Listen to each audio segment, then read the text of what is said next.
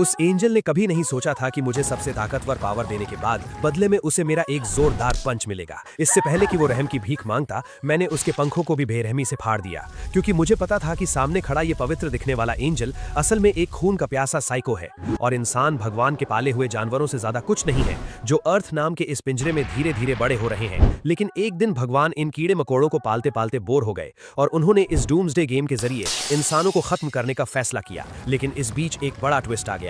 जब सब लोग उस एंजल के सामने घुटने टेक कर उसे पूज रहे थे, तब मैंने, जिसे सिर्फ एक कठपुतली बनना था, भगवान का पैगाम लाने वाले उस एंजल को ही मार डाला। अभी अभी मैंने इस डेथ ट्रायल में पहली पोजीशन हासिल की है। हालांकि रिवॉर्ड बहुत शानदार था, लेकिन मैं इतने से सेटिस्फाई नहीं था, इसलिए मैंने एंजल से एक्स्ट्रा रिवॉर्ड मांग लिया। मेरी बात खत्म होते ही उस एंजल की आंखों में मुझे मारने का इरादा साफ दिखने लगा। उसे एक मामूली इंसान की ये बदतमीजी बर्दाश्त नहीं हुई। उसने हाथ उठाकर मुझे वही खत्म करना चाहा, लेकिन उसे एहसास हुआ कि वो अपनी पावर लिमिट पहले ही यूज कर चुका है। इसलिए एंजल ने अपने हाथों से मुझे मारने का फैसला किया, लेकिन उसे बाकी ट्रांसमिग्रेटर्स की वजरों से बचना था, वरना ऊपर वालों को पता चलने पर उसे सजा मिल सकती थी। पर उसे नहीं पता था कि ये सब मेरा बिछाया हुआ एक जाल था। जल्द ही वो मुझे एक छोटे से जंगल में ले गया। मेरे शक को दूर करने के लिए उसने पीछे मुड़कर एक प्यारी सी स्माइल दी, पर उसे अंदाजा नहीं था कि तभी मेरा एक जोरदार पंच सीधे उसके चेहरे पर पड़ेगा। उस भयानक ताकत ने उसे जमीन पर पटक दिया। एंजल को अपनी आंखों पर यकीन नहीं हो रहा था, लेकिन मैंने उसे सोचने का कोई मौका नहीं दिया। मैंने सीधे हाथ बढ़ाकर उसके पंखों को पकड़ा और पूरी ताकत से उन्हें फाड़कर अलग कर दिया। मेरे ऐसा करने का सिर्फ एक ही मकसद था, उसके पंख छीनना, ताकि वो भाग न सके, क्योंकि मैं बहुत अच्छे से जानता था कि ये एंजल्स अंदर से इंसानों को कीड़े मकोड़े समझते हैं। मुझे ये भी पता था कि उसकी मुझे मिटाने वाली पावर दिन में सिर्फ एक ही बार इस्तेमाल हो सकती है, इसलिए मैंने जानबूझकर उसे मुझे मारने के लिए यहां बुलाया था। एंजल दर्द से चीखने लगा और बोला, मुझे छोड़ दो, मैं तुम्हें एक्स्ट्रा पावर दूंगा। लेकिन इससे पहले कि वो रहम की भीख मांगना खत्म करता, उसका सिर कटकर जमीन पर गिर चुका था। मैं इंसानों के लिए इन एंजल्स की इस नफरत को बहुत अच्छे से जानता हूं। 1000 बार रीबर्थ लेने के बाद मैंने 1000 बार इनके इस दोगलेपन को अपनी आंखों से देखा है, और ये सब मैंने सिर्फ इसलिए किया ताकि मैं एक एंजल को मारने वाला पहला इंसान बन सकूं और वो इकलौता हिडन रिवॉर्ड और अचीवमेंट हासिल कर सकूं। सिस्टम की आवाज आई, कांग्रेचुलेशंस, तुम गाइड एंजल को मारने वाले पहले ट्रांसमिग्रेटर बन गए हो। तुम्हें इकलौता हिडन अचीवमेंट मिलता है। गॉड स्लेयर रिवॉर्ड के तौर पर तुम्हें डेथ एंड स्लॉटर रून और एंजल ब्लड दिया जाता है। 1000 बार रीबर्थ लेने के बाद जाकर मैंने इस राज को पूरी तरह से समझा था। खून की ये बोतल मेरे हिडन टैलेंट ग्रिम रीपर को जगा देगी। जिसके पास भी ये होगा, उसे मौत की असली जड़ से जुड़ी पावर मिल जाएगी। जैसे जैसे ये टैलेंट जागेगा, मेरी पावर्स भी धीरे धीरे अनलॉक होती जाएंगी। फर्स्ट स्टेज में आई ऑफ द डेथ गॉड मुझे किसी भी जिंदा चीज की कमजोरियों और उसकी मौत के रास्ते को देखने की ताकत देती है। इससे हायर स्टेज की पावर्स अभी अनलॉक नहीं हुई हैं, लेकिन मुझे पता है कि ग्रिम रीपर टैलेंट का अल्टीमेट फॉर्म इतना ताकतवर है कि वो पूरी दुनिया को चीर कर रख सकता है। पर मैं अच्छे से जानता हूं कि अभी इन सब में खो जाने का वक्त नहीं है। सभी ट्रांसमाइग्रेटर्स का क्लास चेंज लेवल 10 पर पहुंचने के बाद ही एक्टिवेट होगा। मुझे सबसे आगे रहना होगा, अपना टैलेंट अवेकनिंग पूरा करना होगा, ताकि मैं सबसे शानदार रिवॉर्ड्स हासिल कर सकूं। लेकिन ठीक उसी वक्त सिस्टम ने पहला ट्रायल खत्म होने की अनाउंसमेंट कर दी और पलक झपकते ही सभी की आत्माएं उनके असली शरीरों में वापस लौट गईं। वो एहसास ऐसा था जैसे किसी बहुत लंबे और डरावने सपने से जागे हों। लेकिन आसपास पड़ी अनगिनत लाशों ने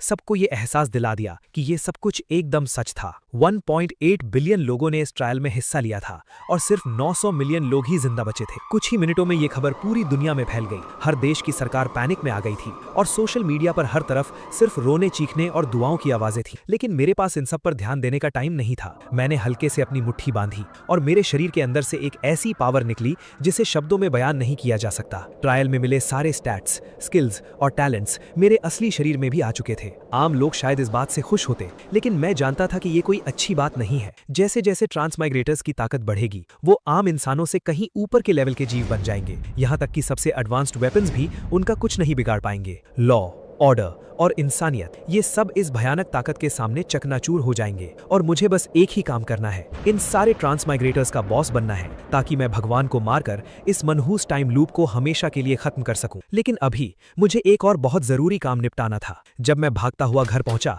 और दरवाजा खोला तो मेरी छोटी बहन लिन शियाक्सी सोफे पर सिकुड़ कर सो रही थी। उसके माथे पर सिलवटें थीं, जैसे वो कोई बुरा सपना देख रही हो। शियाक्सी, उठो। लिन शियाक्सी ने नींद में अपनी आंखें खोली और मुझे देखकर उसने चैन की सांस ली। भाई, मैंने अभी बहुत डरावना सपना देखा। मैंने देखा कि बहुत सारे लोग अचानक गायब हो गए हैं। कोई बात नहीं, तुम्हारा भाई तुम्हारे साथ है। चलो मेरे साथ एक जगह चलो। इतनी रात को कहाँ जाना है? एक इंसान को ढूंढने। मुझे जिसे ढूंढना था उसका नाम वांग वे था। मेरे पहले रीबर्थ की यादों के हिसाब से ये खुद को सीनियर कहने वाला लड़का हमेशा लिन शियाक्सी को बुली करता था। वो अपने बड़े शरीर का रौब दिखाकर हर दूसरे दिन लिन शियाक्सी को परेशान करता था। पैसे ऐंठना तो दूर की बात है, मेरी बात की कुछ रीबर्थ्स में तो उसने मेरी बहन को इतना मारा था कि उसे हॉस्पिटल में भर्ती करवाना पड़ा था। पहले रीबर्थ के वक्त मैं बहुत कमजोर था, मैं कुछ नहीं कर पाया, लेकिन इस बार सब अलग होगा। जल्द ही हम उस इलाके में पहुंच गए जहां वांग वे अक्सर घूमा करता था, और बिल्कुल वैसा ही हुआ। वो कुछ गुंडों के साथ गली के नुक्कड़ पर खड़ा था। लिन शियाक्सी को देखते ही वांग वे बेशर्मी से मुस्कुराते हुए हमारे पास आया। ओहो, शियाक्सी बहन इतनी रात को अपने सीनियर से मिलने आई है। पॉकेट मनी कितनी लाई हो? उसकी नजर मुझ पर थी ही नहीं। उसकी नजर में लिन शियाक्सी का भाई बस एक डरपोक और लूजर था जो उसका कुछ नहीं बिगाड़ सकता था। मैंने एक कदम आगे बढ़ाया, मेरी आवाज किसी ठहरे हुए पानी की तरह एकदम शांत। घुटनों पर बैठो और इससे सॉरी बोलो। गली में 2 सेकंड के लिए सन्नाटा छा गया। क्या ये बेवकूफ लड़का पागल हो गया है? लेकिन इससे पहले कि वो कुछ बोल पाता, मैंने एक झटके में उसकी कलाई पकड़ ली। हड्डी टूटने की वो भयानक आवाज उस शांत गली में गूंज उठी। वांग वेई की हंसी अचानक रुक गई और उसकी जगह एक दिल चीर देने वाली चीखने ले ली। उसके आसपास खड़े गुंडों को बात समझ में आई और वो अपने हाथ में जो कुछ भी आया उसे उठाकर मुझ पर टूट पड़े। मैंने अपना सिर झुकाकर एक लोहे की रॉड से खुद को बचाया और उल्टे हाथ से पहले आदमी की छाती पर एक जोरदार वार किया। वो आदमी जमीन से उछलकर 3 मीटर दूर हवा में उड़ता हुआ सीधा दीवार से जा टकराया। दूसरा आदमी और भी तेज था। उसने सीधा मेरे चेहरे पर पंच मारना चाहा, लेकिन मैंने आसानी से साइड होकर उसे चकमा दे दिया। मैंने तुरंत उसका कॉलर पकड़ा और उसे कचरे की तरह दूर फेंक दिया। 5 सेकंड से भी कम वक्त में गली में जमीन पर पड़ा सिर्फ वांग वेई बचा था। वो अपनी टूटी हुई कलाई को पकड़े हुए था और उसका चेहरा डर से सफेद पड़ चुका था। मैं नीचे बैठा और अपनी बर्फीली आंखों से उसे घूरते हुए बोला, क्या तूने न्यूज नहीं देखी? 1.8 बिलियन लोगों ने ट्रायल में हिस्सा लिया था, 900 मिलियन लोग मारे गए और मैं उस ट्रायल में फर्स्ट आया हूं। वांग वेई की आंखें फटी की फटी रह गई। जाहिर सी बात है, उसने न्यूज देखी थी। पूरी दुनिया उस अचानक आई तबाही की रिपोर्ट दिखा रही थी। जो लोग बच गए थे उन्हें इंसानों से परे की ताकत मिल गई थी और उन्हें ट्रांस माइग्रेटर्स कहा जाने लगा था, और उसके सामने खड़ा ये इंसान उस ट्रायल का विनर था। आज के बाद अगर तू गलती से भी मेरी बहन की नजरों के सामने दिखा तो मैं तेरी हालत मौत से भी बदतर कर दूंगा। ये कहकर मैं पलटा और मैंने लिन शियाक्सी का हाथ पकड़ लिया। मेरी बहन के हाथ हल्के हल्के कांप रहे थे। भाई, आप इतने ताकतवर कब बन गए? अब से तुम्हें किसी से डरने की जरूरत नहीं है। लेकिन घर वापस आने के बाद मैंने आराम नहीं किया। मैंने अपना कंप्यूटर ऑन किया और अपनी असली प्लानिंग शुरू कर दी। मेरी पिछली रीबर्थ्स की यादें मुझे बता रही थीं कि ट्रायल शुरू होने के बाद अगले 3 महीनों के अंदर पूरी दुनिया की इकोनॉमी बुरी तरह से क्रैश हो जाएगी। लेकिन उससे पहले एक खास वजह से एक स्टॉक की कीमत सैकड़ों गुना बढ़ने वाली थी, और वो स्टॉक था स्टार शील्ड ग्रुप का। स्टार शील्ड ग्रुप का चेयरमैन किन मोहन खुद एक ट्रांसमाइग्रेटर था और उसके पास डार्क नाइट का हिडन टैलेंट था, और उसकी ताकत हद से ज्यादा खतरनाक थी। आने वाले कुछ ही महीनों में वो ट्रांसमाइग्रेटर्स की पावर का इस्तेमाल करके अपने बिजनेस को बहुत तेजी से फैलाएगा और स्टार शील्ड ग्रुप को एक नई छोटी सी कंपनी से $1 ट्रिलियन की कंपनी बना देगा। मैंने अपनी सारी सेविंग्स और फर्स्ट राउंड के ट्रायल से कमाए हुए सारे गोल्ड कॉइंस को मिलाकर स्टार शील्ड ग्रुप के स्टॉक्स में इन्वेस्ट कर दिया। 2.5 दिन बाद स्टॉक्स की कीमत आसमान छूने लगी और मेरी दौलत भी रॉकेट की तरह बढ़ गई।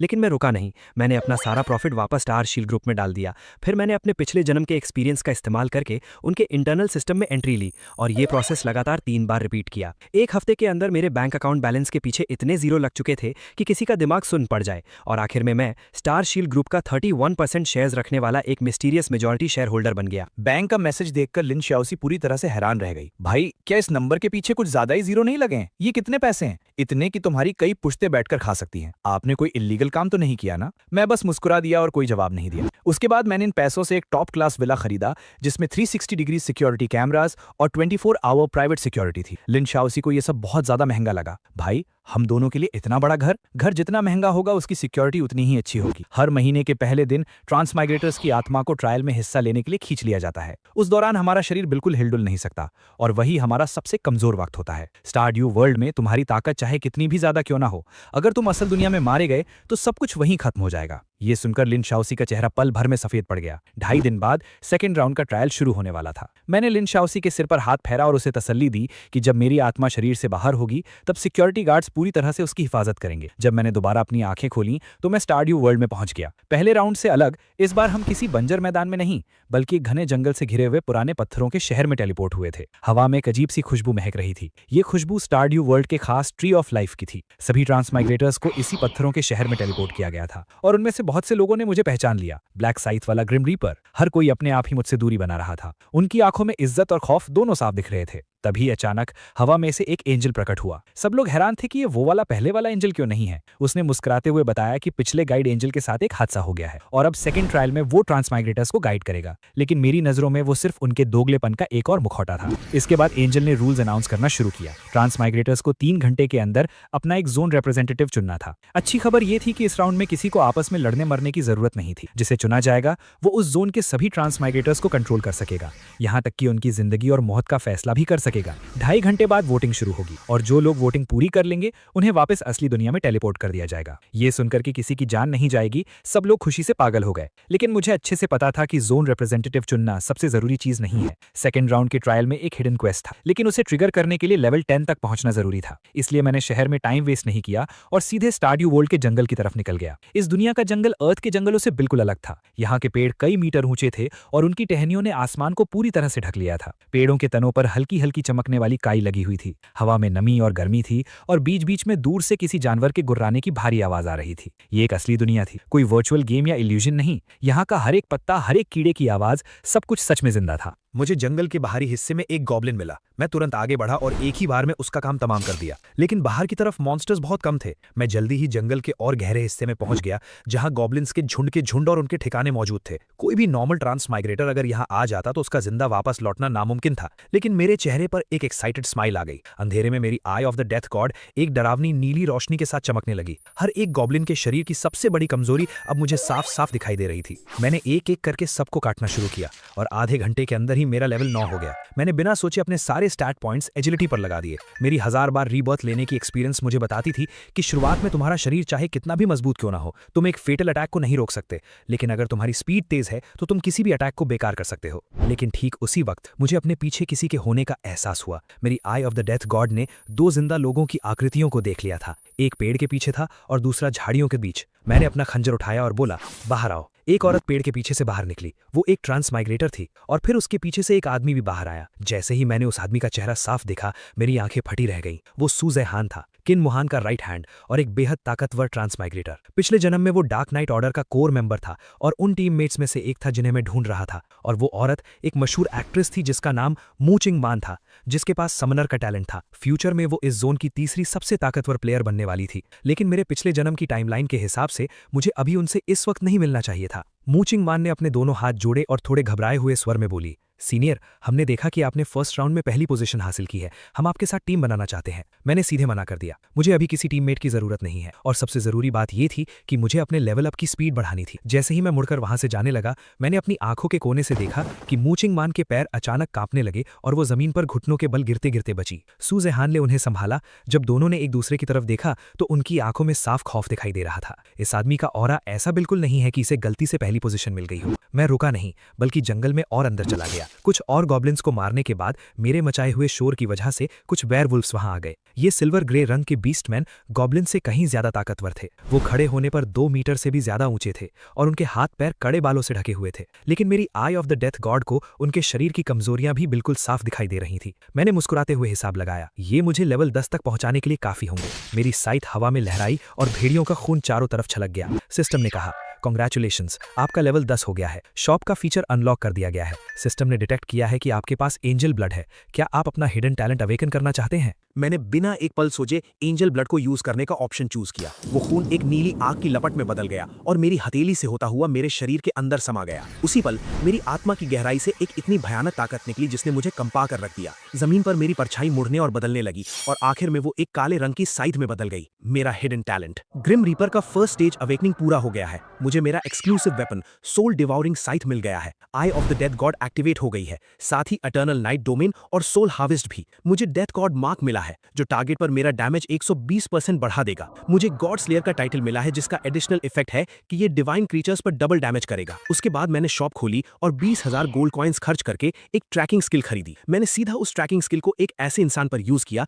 जिससे मैं बेइंतहा नफरत करता था, ही योंग मिंग। मुझे ये देखकर हैरानी हुई कि वो लड़का मुझसे ज्यादा दूर नहीं था। बहुत बढ़िया। दिया, लेकिन उसका पीछा करने से पहले जंगल की गहराई से एक अजीब सा शोर सुनाई दिया। वो किसी मॉन्स्टर की आवाज नहीं थी, बल्कि इंसानों के चिल्लाने की आवाज थी। नहीं, वो पूरी तरह से इंसान भी नहीं थे। उस आवाज में एक बेहद साफ और रूहानी सी टोन मिली हुई थी, जो ऐसी लग रही थी जैसे जंगल में बहते पानी और हवा की आवाज आपस में मिल गई हो। मैं उस आवाज का पीछा करते हुए आगे बढ़ा। फर्न के बड़े बड़े पौधों को पार करने के बाद मेरे सामने जो नजारा था उसे देखकर मेरे कदम रुक गए। ट्रांस माइग्रेटर्स का एक छोटा सा ग्रुप जिसमें लगभग 7-8 लोग थे, उन्होंने एक कोने को घेर रखा था। उनके हाथों में हथियार थे और उनके चेहरों पर लालच और एक्साइटमेंट साफ झलक रहा था। और उनके बीचों बीच खून से लथपथ एक लड़की एक विशाल पेड़ की जड़ों के पास सिकुड़ कर बैठी थी। वो इंसानों जैसी नहीं थी। उसके लंबे सिल्वर व्हाइट बालों के बीच से उसके नुकीले कान बाहर निकले हुए थे। उसकी स्किन इतनी गोरी थी कि लगभग ट्रांसपेरेंट लग रही थी। उसके उलझे हुए सिल्वर व्हाइट बाल और उसकी हरी आंखों में डर और एक अजीब सी जिद साफ दिखाई दे रही थी। वो एक एल्फ थी, स्टार ड्यू वर्ल्ड की लोकल रहने वाली। मेरी 1000 बार रीबर्थ लेने की यादों में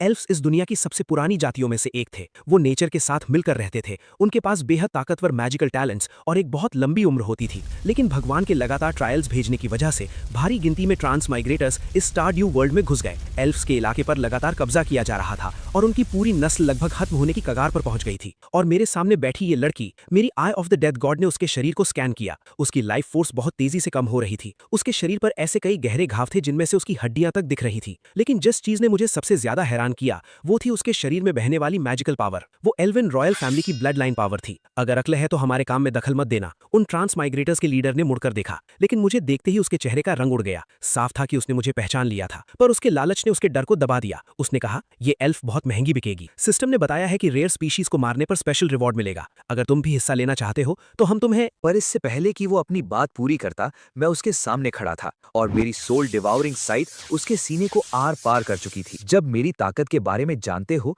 तो मेरी चीज का हिस्सा मांगने की हिम्मत कैसे हुई? बाकी ट्रांसमिग्रेटर्स को तब जाकर बात समझ में आई और उन्होंने चारों तरफ से मुझ पर हमला कर दिया। लेकिन वो मेरे सामने कहाँ टिकने वाले थे। कुछ ही पलों में पूरे जंगल में फिर से सन्नाटा छा गया। मैंने अपने चेहरे से खून पोंछा, एक लाश के अंदर से अपना खून से सना ब्लेड निकाला और मुड़कर उस एल्फ लड़की की तरफ देखा। वो अभी भी पेड़ की जड़ के पास सिकड़ी हुई थी, पर साफ दिख रहा था कि मेरी इस बेरहम हत्या को देखकर वो पूरी तरह से सहम गई थी। उसके होंठ हल्के हल्के कांप रहे थे, लेकिन उसने एक बार भी रहम की भीख नहीं मांगी। वो बहुत जिद्दी थी, पर उसकी आंखों में डर कहीं ज्यादा था। उसकी नजरों में एक ट्रांसमिग्रेटर और एक हमलावर में कोई फर्क नहीं था। मैं नीचे बैठा और मैंने खुद को जितना हो सके शांत दिखाने की कोशिश की। तुम्हारा नाम क्या है? वो कुछ देर चुप रही, फिर एक भारी और कमजोर आवाज में बोली, ननाली। तुम्हारे घाव बहुत गहरे हैं, इनका इलाज करना होगा। मैंने अपनी इन्वेंट्री से एक बेसिक रिकवरी पोशन निकाला और उसके सामने फेंक दिया। ननाली बहुत देर तक उस पोशन को घूरती रही और आखिर में उसने कांपते हाथों से उसे उठा लिया। उसने दांतों से बोतल का ढक्कन खोला और पोशन को अपने घावों पर डाल लिया। वो हरे रंग का लिक्विड उसकी स्किन के अंदर जाने लगा और देखते ही देखते उसके घाव तेजी से भरने लगे। तुम्हारे लोग कहाँ हैं? ये सुनते ही उसका शरीर जैसे सुन्न पड़ गया। मारे गए। ये 2 शब्द बोलने में ही जैसे उसकी सारी ताकत खत्म हो गई थी। पिता तो पिछले ट्रायल के आते ही लड़ते लड़ते मारे गए थे और माँ 3 दिन पहले उसने एक बार मेरी तरफ देखा, थोड़ी देर हिचकिचाई, फिर बोली, उन हमलावरों ने उन्हें मार दिया। पूरे एमरल्ड फॉरेस्ट ट्राइब में अब सिर्फ मैं ही जिंदा बची हूँ। एल्विन रेस खत्म होने की कगार पर है। मेरे पिछले जन्म की यादों में मैं सेकंड राउंड के ट्रायल में कभी किसी जिंदा एल्फ से नहीं मिला था। इसका मतलब है कि असली टाइमलाइन में ननाली शायद इसी वक्त तक मर चुकी थी। ये मैं था जिसने उन ट्रांसमिग्रेटर्स को मारकर उसकी किस्मत बदल दी थी। लेकिन पता नहीं क्यों उसे इस तरह से जिद में अपने होंठ चबाते देखकर मुझे अंदर से कुछ अजीब सा महसूस हुआ। 1000 बार रीबर्थ लेने के बाद मैंने इतनी ज्यादा मौत और निराशा देखी थी कि मेरा दिल लोहे की तरह ठंडा और सख्त हो चुका था। लेकिन इस वक्त अपना सब कुछ खो चुकी इस एल्फ लड़की को देखकर मुझे न जाने क्यों उसमें अपनी पुरानी झलक दिखाई दी। क्या तुम्हें पता है कि आसपास एल्फ्स का कोई और ठिकाना है? ननाली ने ना में सिर हिला दिया। एमरल्ड फॉरेस्ट ही हमारी आखिरी बस्ती थी। स्टार ड्यू वर्ल्ड में अब एल्फ्स के रहने के लिए कोई जगह नहीं बची है। मैं कुछ पलों के लिए चुप रहा और फिर खड़ा हो गया। मेरे साथ चलो। उसने अपना सिर उठाया। उसकी हरी आंखों में अजीब सी उलझन थी। तुमने मेरी मदद की, मैं इसके लिए थैंक यू कहती हूँ, लेकिन मैं एक ट्रांसमिग्रेटर के साथ नहीं जाऊंगी। तुम लोगों ने मेरा घर बर्बाद किया है, मेरे परिवार वालों को मारा है। मैं इस दुनिया को तबाह करने नहीं आया हूँ। मैंने उसकी बात काटते हुए कहा। मेरी आवाज बहुत शांत थी, पर उसमें एक ऐसी ताकत थी जिसे झुटलाया नहीं जा सकता था। मैं यहाँ उन भगवानों का सामना करने आया हूँ। ये सुनते ही ननाली की आंखें खौफ और हैरानी से फटी रह गईं। एल्व्स की कहानियों में भगवान एक ऐसी हस्ती है जिनकी बेइज्जती कभी नहीं की जा सकती। उन्होंने स्टार ड्यू वर्ल्ड बनाया और उन्होंने ही ये ट्रायल्स बनाए। किसी की भी हिम्मत नहीं है, चाहे वो एल्व्स हो, इंसान हो या कोई और नस्ल, कोई भी भगवान का सामना करने के बारे में सोच भी नहीं सकता था, लेकिन ननाली को पता था कि इन्हीं भगवानों ने उनकी हालत इस दुनिया के जानवरों जैसी कर दी है, जैसे उनका वजूद सिर्फ इसलिए हो ताकि ये ट्रांसमिग्रेटर्स उन्हें मार सकें। और उसके सामने खड़ा ये ट्रांसमिग्रेटर भगवान को मारने की बात इतनी आसानी से कह रहा था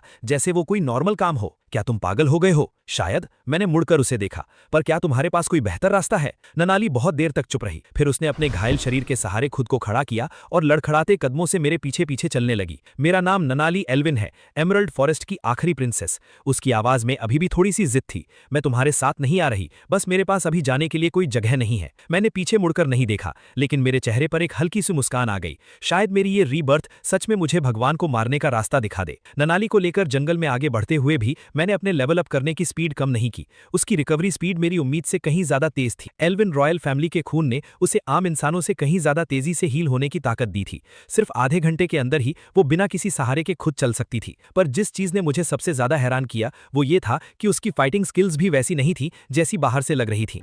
जब गॉब्लिन्स का एक झुंड झाड़ियों में से कूदकर बाहर आया तो ननाली ने तुरंत अपना हाथ उठाया।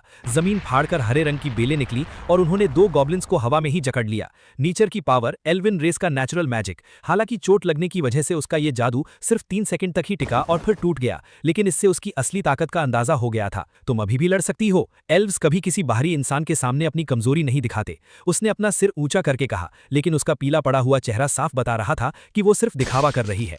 मैंने ज्यादा कुछ नहीं कहा और पीछे मुड़कर बाकी बचे हुए सारे गॉब्लिन्स को मार गिराया। बाकी सारे गॉब्लिन्स को खत्म करने के ठीक बाद तभी मेरी ट्रैकिंग स्किल का अलर्ट आया। वो इंसान मुझसे कुछ ही दूरी पर था। मेरी आंखें पल भर में ठंडी पड़ गईं। मेरा यही इंतजार करना, कहीं और मत जाना। ननाली ने अपनी भौएं सिकोड़ी। तुम कहां जा रहे हो? अपना कुछ पुराना हिसाब चुकता करने। ही योंग मिंग। मेरी 1000 रीबर्थ की यादों में ये नाम हर बार मेरे लिए सिर्फ दर्द लेकर आया था। मेरे पिछले जन्मों में उसने मुझे एक बार नहीं बल्कि कई बार धोखा दिया था और मेरे करीबियों को भी कई बार नुकसान पहुंचाया था। मैंने ननाली को आगे कुछ पूछने का मौका नहीं दिया और एक झटके में मैं घने जंगल के अंधेरे में गायब हो गया। वो मेरी जिंदगी में देखा गया सबसे घटिया इंसान था। उसका कोई मुकाबला नहीं था। धोखा देना, पीठ पीछे छुरा घोंपना, मुसीबत में फायदा उठाना, ये सारे शब्द भी उसके लिए बहुत छोटे पड़ते थे। मेरे 7वें रीबर्थ में उसने सिर्फ एक इक्विपमेंट के लिए मेरे छुपने की जगह बता दी थी, जिसकी वजह से मुझे घेर लिया गया था।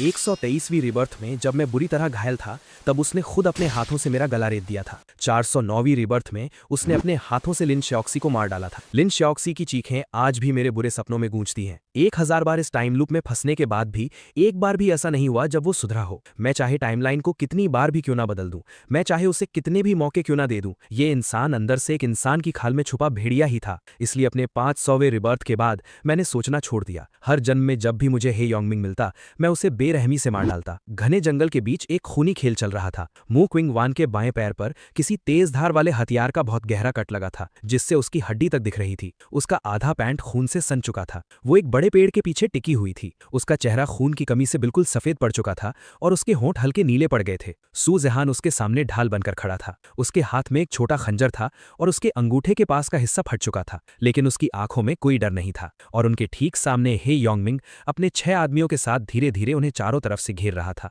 भाग क्यों रहे हो? हे योंगमिंग के मुंह में घास का तिनका दबा हुआ था और वो एक घटिया मुस्कान के साथ हंस रहा था। चुपचाप मेरी बात मान लो तो ये बॉस तुम्हारी जान बख्श देगा। छोटी मैडम, तुम दिखने में बहुत अच्छी हो, मेरे साथ रहो, मैं गारंटी देता हूं कि इस सड़ी हुई जगह पर भी तुम्हें ऐशो आराम से रखूंगा। बकवास बंद कर। सुजेहान की आवाज एकदम ठंडी थी। ओहो, बहुत अकड़ है तेरे अंदर। हे योंगमिंग ने अपना सिर टेढ़ा किया और उसकी आंखों में एक खतरनाक चमक आ गई। तो फिर सबसे पहले इसकी इसी अकड़ को तोड़ते हैं, देखते हैं फिर ये कितना अकड़ता है। हमला करो। उसके 6 आदमियों ने एक साथ हमला कर दिया। सुजेहान कमजोर नहीं था। उसके खंजर ने पहले 2 आदमियों के वार को रोक लिया, लेकिन तीसरे आदमी के भाले ने उसके कंधे को चीर दिया और चौथे आदमी की लोहे की रॉड जोर से उसकी पीठ पर जा लगी। वो एक घुटने के बल जमीन पर गिर पड़ा, पर उसने दांत भींचकर खुद को पूरी तरह से गिरने नहीं दिया। हे योंगमिंग धीरे धीरे चलता हुआ उसके पास आया और ऊपर से उसे नीची निगाहों से देखते हुए बोला, अभी भी हार नहीं मानी। उसने अपना पैर उठाया और सुजेहान के घाव के ऊपर रखकर उसे बेरहमी से कुचल दिया। सुजेहान के मुंह से दर्द की एक हल्की सी आवाज निकली। उसके माथे की नसें फूल गईं, लेकिन उसने एक बार भी चीख नहीं निकाली। मजा आ रहा है।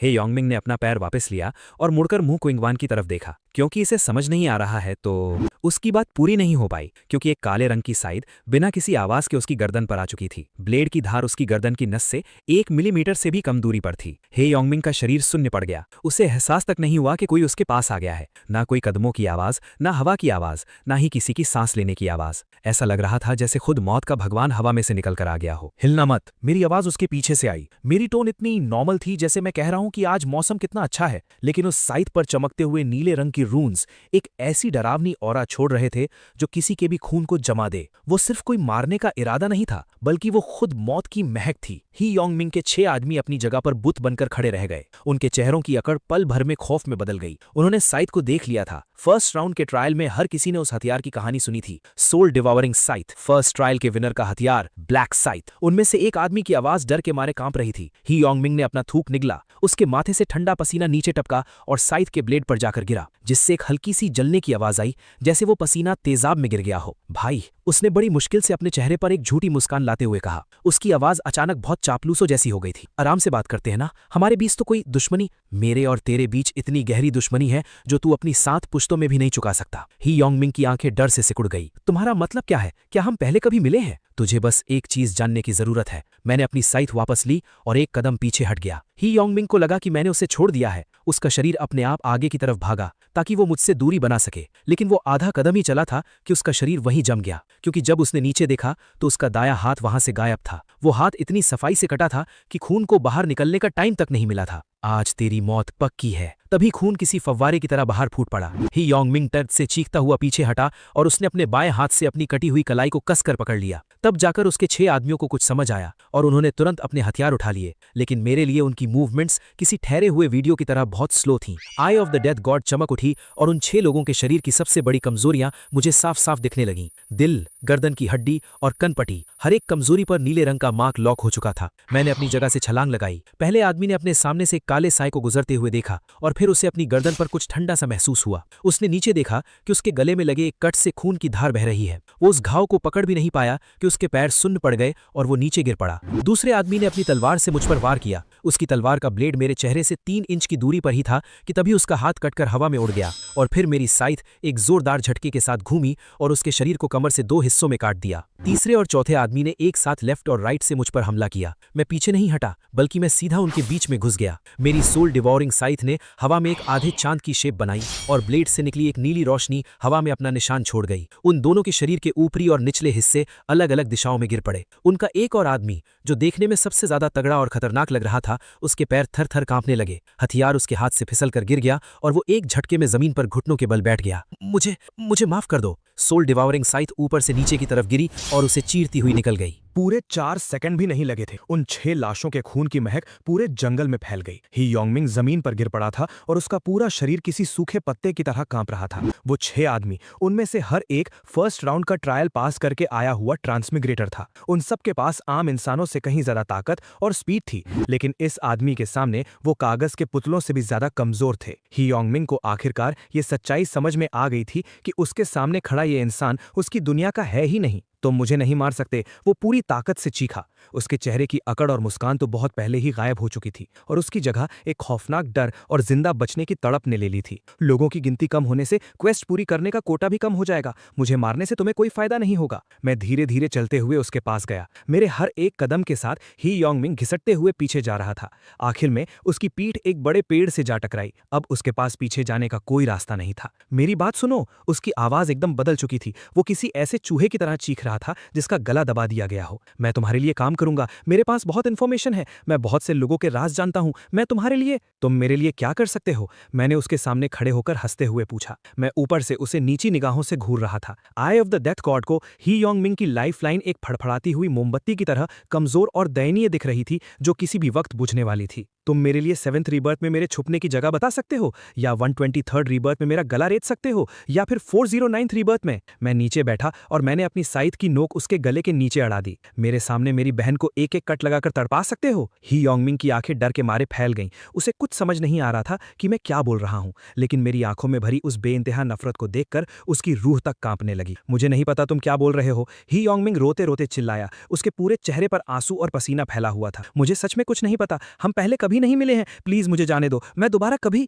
तुम बिल्कुल सही कह रहे हो। तुम्हें नहीं पता, क्योंकि वो सब तो अभी तक हुआ ही नहीं है। मैं खड़ा हुआ और मैंने अपनी साइथ ऊपर उठा ली। ही योंगमिंग की चीखें एक ही झटके में हमेशा के लिए शांत हो गई। उसकी लाश में से एक डार्क ग्रे रंग की सोल एनर्जी निकली और मेरी सोल डिवोरिंग साइथ में समा गई। मैंने बिना किसी एक्सप्रेशन के जमीन पर पड़ी उन 7 लाशों को देखा। साइड में खड़े सू जहान और मू चिंगवान ने शुरू से लेकर आखिर तक ही सब कुछ अपनी आंखों से देखा था। मू चिंगवान का चेहरा पूरी तरह से सफेद पड़ चुका था। उसने अपने मुंह को कसकर पकड़ पकड़ा हुआ था ताकि उसे उल्टी ना आ जाए। वो बेरहम कत्लेआम जिसमें रत्ती भर भी कोई इमोशन नहीं था, ऐसा लग रहा था जैसे मैंने अभी अभी कुछ चींटियों को कुचला हो। सू जहैन ने बहुत मुश्किल से अपना थूक निकला। उन दोनों ने जल्दी से मेरे सामने झुककर शुक्रिया अदा किया, लेकिन वो दोनों ही अपने आप मुझसे दूरी बनाए हुए थे। हमारी जान बचाने के लिए आपका बहुत बहुत शुक्रिया। सू जहैन की आवाज में बहुत घबराहट थी। वो थोड़ा सा हिचकिचाया, लेकिन फिर भी उसने पूछ ही लिया। ऐसा लगता है जैसे उस आदमी से आपकी कोई बहुत पुरानी और गहरी दुश्मनी थी। हाँ, मैंने बस एक लफ्ज कहा और कोई सफाई नहीं दी। सू जेहान समझ गया कि उसे आगे कुछ नहीं पूछना चाहिए। उनसे विदा लेने के बाद मैं वापस उसी जगह लौट गया जहां मैं ननाली को छोड़कर गया था। वो अभी भी एक पेड़ के सहारे टिक कर मेरा इंतजार कर रही थी। मुझे देखते ही उसकी हरी आंखों में एक हल्की सी चमक आई, लेकिन अगले ही पल उसकी नजरें मेरे ऊपर ठहर गईं। सही मायनों में कहूं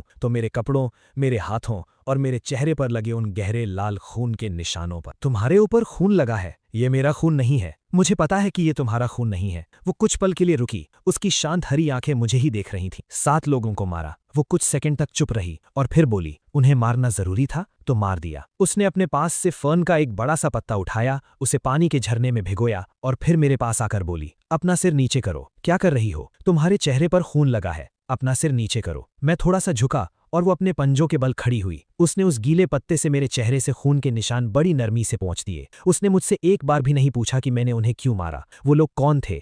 उसने मुझे लेकर जरा सा भी डर या घृणा नहीं दिखाई, जैसे ये कोई बहुत नॉर्मल सी बात हो। वो बाहर गया, कुछ ऐसे लोगों को मारा जिन्हें मरना चाहिए था। वापस आया तो चेहरे पर खून था, बस उसे साफ करना है। लो, हो गया। उसने एक कदम पीछे हटकर मेरा चेहरा चेक किया। थोड़ा सा और है, छोड़ो, ये ऐसे नहीं निकलेगा। जब हम घर लौटेंगे तो इसे पानी से धो लेना। Thank you. किस लिए? उसने अपना चेहरा दूसरी तरफ घुमा लिया। उसके कान थोड़े से लाल हो गए थे। चलो, तुम्हें लेवल अप नहीं करना क्या? मैं उसे आगे बढ़ते हुए देख रहा था। मैं एक पल के लिए चुप रहा और फिर उसके पीछे चल पड़ा। उसके बाद के बचे हुए वक्त में मैं ननाली को अपने साथ लेकर बहुत तेजी से लेवल अप करता रहा और इसी दौरान मुझे स्टार ड्यू वर्ल्ड के मौजूदा हालात के बारे में पता चला। एल्विन रेस का खत्म होना सिर्फ ट्रांसमिग्रेटर्स के हमले का नतीजा नहीं था। उससे बहुत पहले ही एंजल्स ने यहाँ के रहने वाले सारे लोकल ट्राइब्स की ताकत को प्लानिंग के साथ कमजोर करना शुरू कर दिया था। एल्व्स का होली ट्री जहरीला कर दिया गया था। ड्वार्व्स की खदानों के रास्ते बंद कर दिए गए थे। बीस्टमैन के इलाके को जबरदस्ती छोटा कर दिया गया था। ये सब कुछ सिर्फ भगवान के शतरंज का एक खेल था।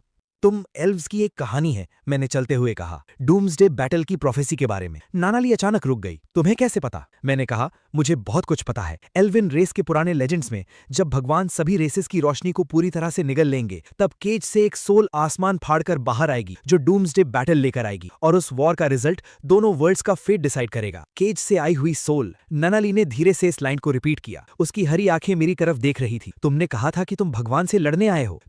क्या तुम वही हो उस प्रोफेसी वाले? इतनी जल्दी नतीजे पर मत पहुंचो, मैंने उसकी बात काटते हुए कहा। अपने 1000 बार रीबर्थ लेने के एक्सपीरियंस से मुझे पक्का यकीन था कि मैं वो प्रोफेसी वाला इंसान नहीं हूं। वोटिंग का टाइम जल्दी ही आ गया। सभी ट्रांसमिग्रेटर्स को स्टार्टिंग पॉइंट पर वापस समन किया गया ताकि जोन रिप्रेजेंटेटिव को चुना जा सके। वहां जाओ टिएशान नाम का एक तगड़ा आदमी खड़ा था। उसका अंडरवर्ल्ड बैकग्राउंड था और उसने फर्स्ट राउंड के ट्रायल में अपनी गुंडागर्दी से कई लोगों को मारा था। अभी वो लोगों को डरा धमकाकर खुद को वोट देने के लिए फोर्स कर रहा था। उसने मुझे वापस आते देखा और पूरे अकड़ के साथ मेरे पास आकर बोला, मेरे सामने घुटने टेक दे तो तेरी जान बख्श दूंगा। मैंने तुरंत अपनी सोल डिवोरिंग सिकल बाहर निकाल ली। मौत की भयानक ऑरा छोड़ने वाले इस वेपन को देखकर जाओ टिएशान के माथे से पसीना छूटने लगा था। उसे आखिरकार समझ में आ गया था कि उसने गलत इंसान से पंगा ले लिया है। अच्छा, ऐसा है क्या? जाओ टिएशान गुस्से से दांत पीस रहा था, लेकिन आगे बढ़ने की उसकी हिम्मत नहीं हुई। मैंने उस पर हमला इसीलिए नहीं किया क्योंकि मुझे उसे जोन रिप्रेजेंटेटिव बनाना था। थर्ड राउंड के ट्रायल में मैं उसकी जोन रिप्रेजेंटेटिव अथॉरिटी का इस्तेमाल करके बहुत से काम कर सकता था।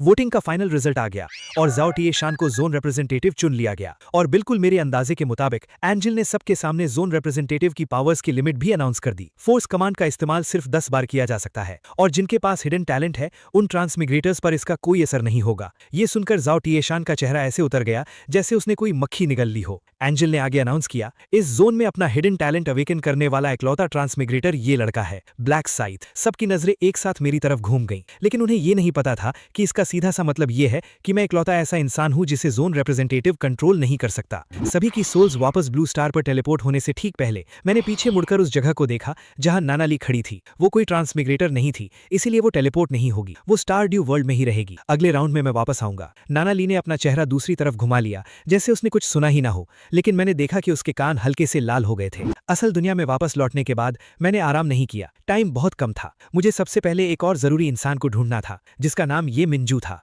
वो उन टीममेट्स में से एक थी जिन्हें मुझे ढूंढना था, और सबसे जरूरी बात यह थी कि उसके पास इकलौता हिडन टैलेंट गार्डियन था जो अपने आसपास के टारगेट्स के सभी स्टैट्स को 50% तक बढ़ा सकता था। इसके साथ ही उसके पास गार्डियन रून भी था जो एक साथ 5 टारगेट्स को शील्ड दे सकता था। टीम फाइट्स में ऐसी एबिलिटी सच में बेशकीमती थी। मेरे पिछले जन्म की यादों के हिसाब से ये मिंजू इस वक्त एक डेजर्ट शॉप में पार्ट टाइम काम कर रही होगी। मैंने उसे जल्दी ही ढूंढ लिया। पोनीटेल वाली एक लड़की काउंटर के पीछे केक पैक करने में बिजी थी। मुझे अंदर आके देखकर उसने अपना सिर उठाया और एक पल के लिए रुक गई। क्या तुम मेरे क्लासमेट हो? मैंने ऐसा दिखावा किया जैसे मैं उससे पहली बार मिल रहा हूँ। लिन यू, ये बहुत जरूरी था। मेरे पिछले जन्म का एक्सपीरियंस मुझे बताता था कि अगर मैं शुरू से ही उसे जानने का दिखावा करूंगा तो वो मुझ पर शक करने लगेगी। इसके बजाय अगर मैं इसे एक अचानक हुई मुलाकात की तरह दिखाऊंगा तो वो मुझ पर आसानी से भरोसा कर लेगी। सॉरी क्लासमेट, मुझे ठीक से याद नहीं आ रहा। ये मिंजू के चेहरे पर एक पल के लिए उदासी छा गई, लेकिन अगले ही पल उसने फिर से स्माइल कर दिया। कोई बात नहीं, वैसे भी क्लास में मुझ पर कोई ज्यादा ध्यान नहीं देता। तुम क्या खाना चाहोगी? मैंने एक टिरामिसू ऑर्डर किया और पेमेंट करते वक्त उसे जानबूझकर कुछ एक्स्ट्रा पैसे दे दिए। लिन यू,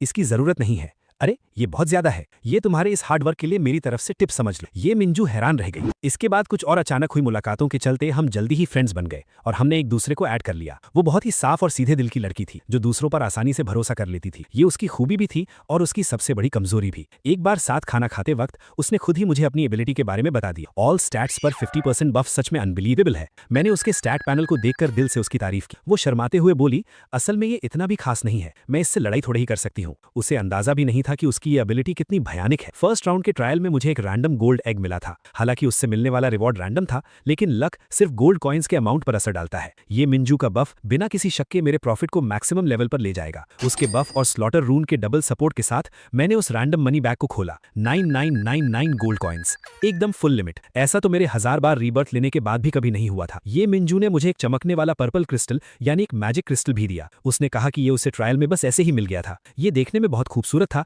लेकिन उसे नहीं पता था कि इसका क्या यूज है। उस क्रिस्टल को देखकर मेरे अंदर जैसे खुशी की लहर दौड़ गई। पर्पल मैजिक क्रिस्टल 7 रंगों में सबसे रेयर था। लेवल 20 पर इनले फंक्शन अनलॉक होने के बाद इसे वेपन में लगाकर सारे स्टैट्स को एक साथ बढ़ाया जा सकता है। लेट गेम में इस चीज की कीमत का अंदाजा भी नहीं लगाया जा सकता। थैंक यू, ये मेरे लिए बहुत काम की चीज है। ये मिंजू ने मुस्कुराते हुए कहा। तुमने मेरी इतनी मदद की है, उसके सामने ये पत्थर क्या चीज है। लेकिन उसे नहीं पता था कि इस पत्थर की कीमत करोड़ों में थी। जल्द ही थर्ड राउंड का ट्रायल शुरू हो गया। अपनी आत्मा के शरीर से बाहर निकलते ही मुझे एहसास हो गया था कि इस बार कुछ अलग होने वाला है। इस बार हमारी टेलीपोर्ट डेस्टिनेशन पिछले राउंड वाला पत्थरों का शहर नहीं, बल्कि ऊंची दीवारों से घिरा हुआ एक बड़ा सा फोर्ट्रेस था। उस फोर्ट्रेस के बीचों बीच एक विशाल क्रिस्टल रेलिक रखा हुआ था। इस बार भी ट्रांसमाइग्रेटर्स को अलग अलग जोन में बांटा गया था। मेरे जोन के लोगों को उस फोर्ट्रेस के अंदर टेलीपोर्ट किया गया था। वहां कुल 4900 लोग थे। एंजल प्रकट हुआ और उसने ऐसे रूल्स अनाउंस किए जिन्हें सुनकर सबके रोंगटे खड़े हो गए। इस रेलिक को 3 घंटे तक टूटने से बचाना है। ट्रायल पास करने वालों की गिनती सिर्फ 1225 होगी, जिसका सीधा सा मतलब था कि 3/4 लोग इसमें मारे जाएंगे। रूल्स बहुत ही सिंपल थे। हर 30 मिनट में मॉन्स्टर्स इस रेलिक पर हमला करेंगे। ट्रांसमाइग्रेटर्स का काम इस रेलिक को बचाना है। आखिर में किल काउंट के हिसाब से रैंकिंग बनेगी। टॉप 1225 लोग जिंदा बचेंगे और उसके बाद वाले सब मारे जाएंगे। जाओ टिएशान तुरंत समझ गया था कि ये किल काउंट का कंपटीशन है। उसके पास फोर्स कमांड अथॉरिटी थी, तो ये राउंड उसके लिए बहुत आसान होने वाला था। लेकिन एंजल की अगली बात सुनकर उसका खून बर्फ की तरह जम गया। जोन रिप्रेजेंटेटिव इस राउंड में अपनी फोर्स कमांड अथॉरिटी का इस्तेमाल कर सकता है, लेकिन अगर किसी ट्रांसमाइग्रेटर ने रिप्रेजेंटेटिव को मार दिया तो मारने वाले को रिप्रेजेंटेटिव की पोजीशन मिल जाएगी और उसकी 10 बार कमांड करने की पावर भी रिफ्रेश हो जाएगी। 4000 से ज्यादा खूनी नजरें एक साथ जाओ टिएशान पर आ टिकी। मैं चलते हुए उसके पास गया। डर मत, मैं तुझे मारने नहीं आया हूं। मैं तेरी जान बचा सकता हूं, लेकिन इसके बदले तुझे मेरी हर बात माननी पड़ेगी। जाओ टिएशान के अंदर का घमंड जाग उठा और उसने मेरे ऑफर को ठुकरा दिया। मुझे पहले से ही इस बात का अंदाजा था। तो ठीक है, आज के बाद तू जिए या मरे, मुझे उससे कोई मतलब नहीं है। जब वो सब आपस में जोन रिप्रेजेंटेटिव की पोजीशन के लिए लड़ रहे थे, मैं उस फोर्ट्रेस को छोड़कर सीधे जंगल की तरफ निकल गया, क्योंकि मुझे पता था कि नाना ली अभी भी वहीं थी। बिल्कुल वैसे ही मुझे वो एमरल्ड फॉरेस्ट के खंडारों के पास मिल गई। वो एक मरे हुए होली ट्री के नीचे अकेली बैठी थी और उसके पास सूखे हुए फूलों का गुच्छा रखा था। ये एल्वन रेस का अपने मरे हुए लोगों को श्रद्धांजलि देने का तरीका था। तुम आ गए। उसकी आवाज एकदम शांत थी, लेकिन मैंने ध्यान दिया कि उसकी आंखों के कोनों पर आंसू के निशान थे। मैंने कहा था ना कि मैं वापस आऊंगा। चलो मेरे साथ। इस बार का ट्रायल जोन यहाँ से ज्यादा दूर नहीं है। मुझे वहां जाकर मॉन्स्टर्स को मारना है और लेवल अप करना है। अगर तुम यहीं रुकी तो अगले ट्रांसमाइग्रेटर्स के आने पर तुम्हारे लिए खतरा हो सकता है। नाना ली खड़ी हुई और उसने अपनी ड्रेस से धूल साफ की। मैं डर की वजह से तुम्हारे साथ नहीं जा रही, मुझे पता है। बस अभी मेरे पास जाने के लिए कोई अच्छी जगह नहीं है, मुझे पता है। उसने मुंह बनाते हुए आगे चलना शुरू किया, लेकिन गलत दिशा में। रास्ता उस तरफ है। मैंने दूसरी तरफ इशारा इशारा करते हुए कहा। नाना ली के कान पल भर में लाल हो गए और वो चुपचाप पीछे मुड़ गई। नाना ली को ट्रायल जोन में वापस लाने के बाद मैंने पागलों की तरह लेवल अप करना शुरू कर दिया। थर्ड राउंड में मॉन्स्टर्स की गिनती बहुत ज्यादा थी और 3x EXP बफ के साथ मेरे लेवल बढ़ने की स्पीड हैरान करने वाली थी। सोल डिवाउरिंग सिकल जितनी बार मॉन्स्टर्स को मारती,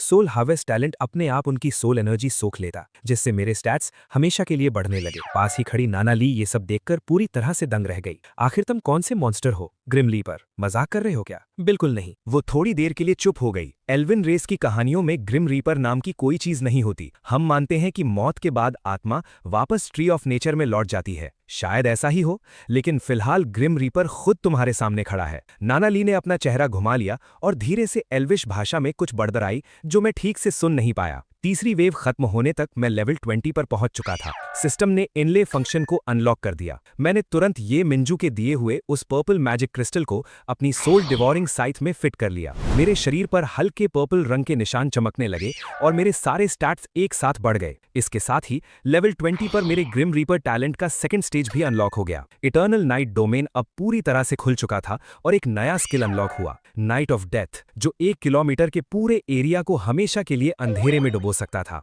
अंधेरे में ग्रिम रीपर की अटैक पावर डबल हो जाएगी और अटैक स्पीड 50% बढ़ जाएगी। जो लोग ग्रिम रीपर के साइड में नहीं हैं, उन्हें कुछ भी दिखाई नहीं देगा। डेथ गॉड रून दिन में अटैक पावर 100% बढ़ाएगा और रात में अटैक स्पीड 50% और बढ़ा देगा। Night of death. पलक झपकते ही मेरे चारों तरफ 1 किलोमीटर के घेरे की सारी रोशनी खत्म हो गई। आसमान पूरी तरह से काला पड़ चुका था। सिर्फ मेरी आंखों में एक डरावनी नीली रोशनी चमक रही थी। गॉब्लिन्स की चौथी वेव अभी अभी आई थी कि वो उस भयानक अंधेरे में डूब गई। इटर्नल नाइट डोमेन में वो सब बिना सिर वाली मक्खियों की तरह इधर उधर भाग रहे थे और मैं अपनी सोल डिवोरिंग साइक हाथ में लिए अंधेरे में घूमने वाले किसी ग्रिम रीपर की तरह अपने हर वार से सटीकता से उनकी जाने ले रहा था। उस अंधेरी रात में सिर्फ गॉब्लिन्स की चीखें और हवा को चीरने वाली साइथ की आवाजें ही गूंज रही थीं। नाना ली उस अंधेरे के किनारे पर खड़ी थी। अपनी हरी आंखों से वो बिना पलक झपकाए उस काले साय को देख रही थी जो अंधेरे में सबको काटता हुआ आगे बढ़ रहा था। उसके दिल की धड़कन तेज हो गई थी, खौफ की वजह से नहीं,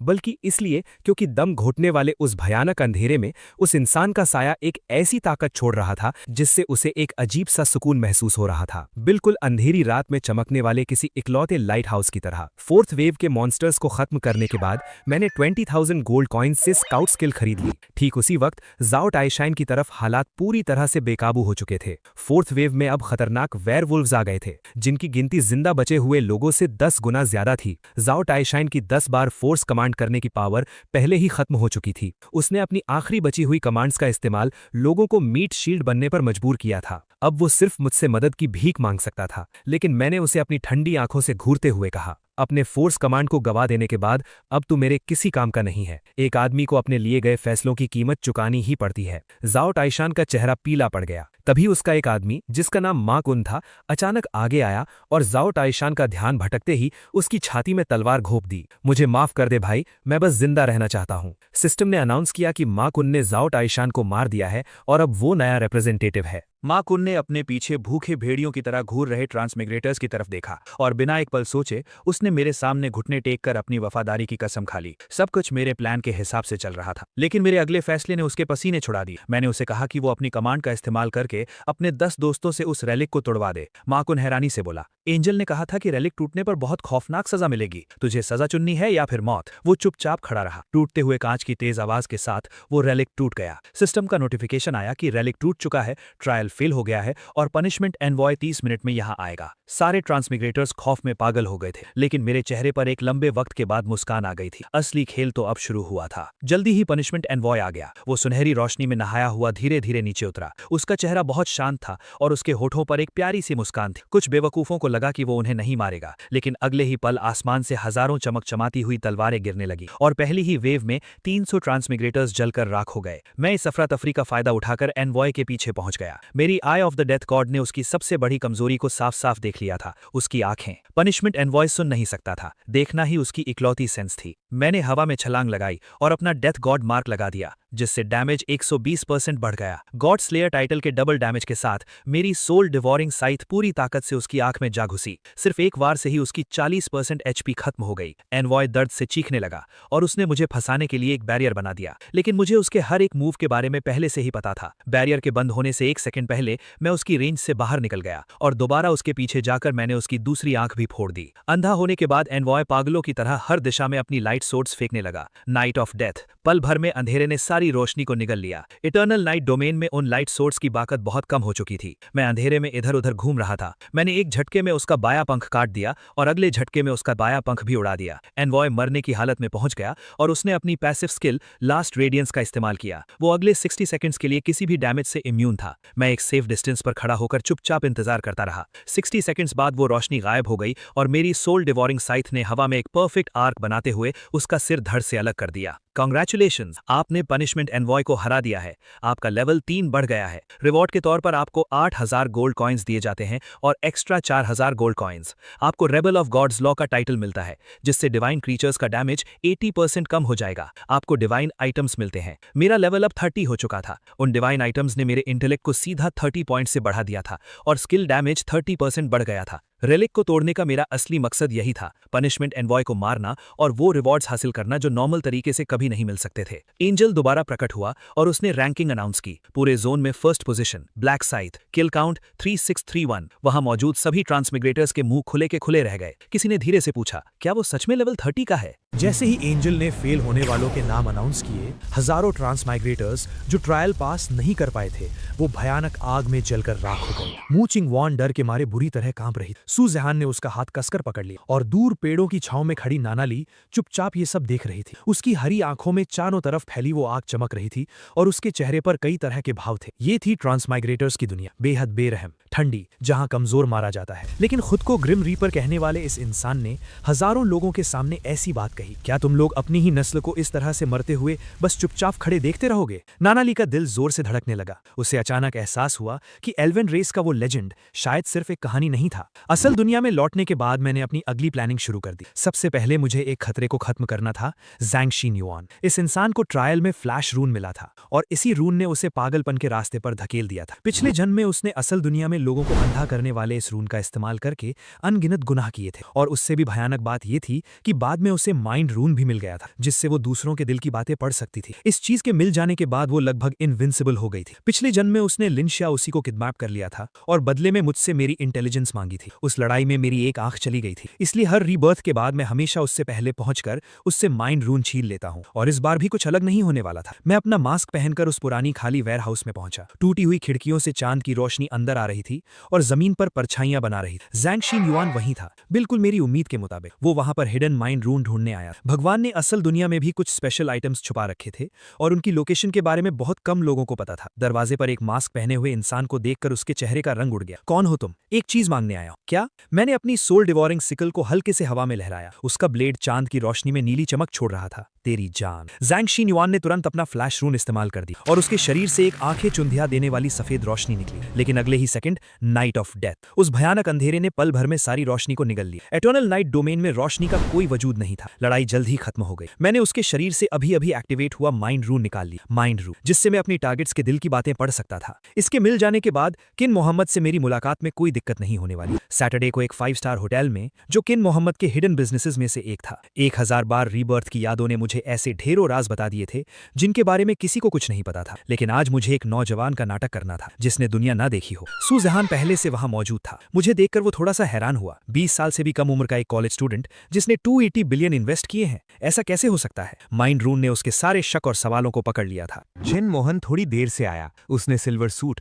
और काले कफलिंग्स पहने हुए थे। उसका पूरा अंदाज किसी अमीर घर के लड़के जैसा था, जो बहुत महंगा और घमंडी लगता है। वो अपना रुतबा दिखाने के लिए जानबूझकर लेट आया था। मैंने भी थोड़ा डरते हुए और झिझकते हुए उससे हाथ मिलाया। उसने पूरी टेबल पर महंगे महंगे खाने सजवा दिए और मैंने एक ऐसे गरीब लड़के की एक्टिंग की जो पहली बार इतना कुछ देख रहा हो, और मैं भूखों की तरह खाने लगा। चिन मोहन मुझे देखकर समझ गया था कि मैं किसी बड़े खानदान का लड़का नहीं हूँ। इतनी कम उम्र में इतनी बड़ी कामयाबी, क्या तुम्हारे घर वालों ने तुम्हारी कोई मदद की है? मैंने जवाब दिया, मैं अभी 20 साल का हुआ हूँ। मैं कोई छोटा बच्चा नहीं हूँ। मैंने ये सारे पैसे अपने दम पर कमाए हैं। तुम सिर्फ 20 साल के हो। अगर तुमने 1 साल की उम्र से भी पैसा कमाना शुरू किया होता सकता, तब भी अकेले अपने दम पर करोड़ों कमाना नामुमकिन है। मैंने एक बचकानी सी स्माइल दी। मैं इतना भी होशियार नहीं हूं।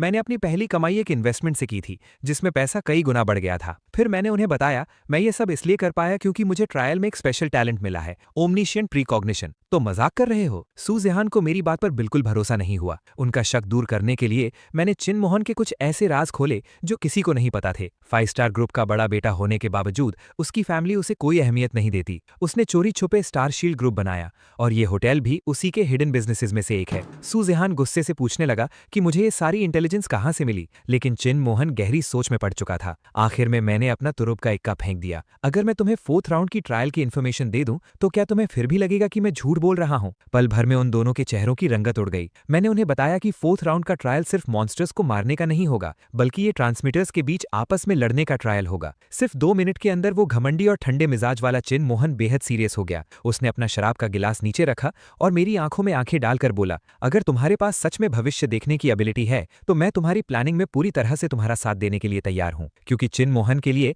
अगर हर ट्रायल से पहले उसे इन्फॉर्मेशन मिल सके तो ये उसके लिए किसी बेशकीमती खजाने से कम नहीं था। लेकिन सच तो ये था कि मैं कोई भविष्य देखने वाला इंसान नहीं था। मैं एक रीबॉर्न इंसान था जिसने 1000 बार रीबर्थ लिया था।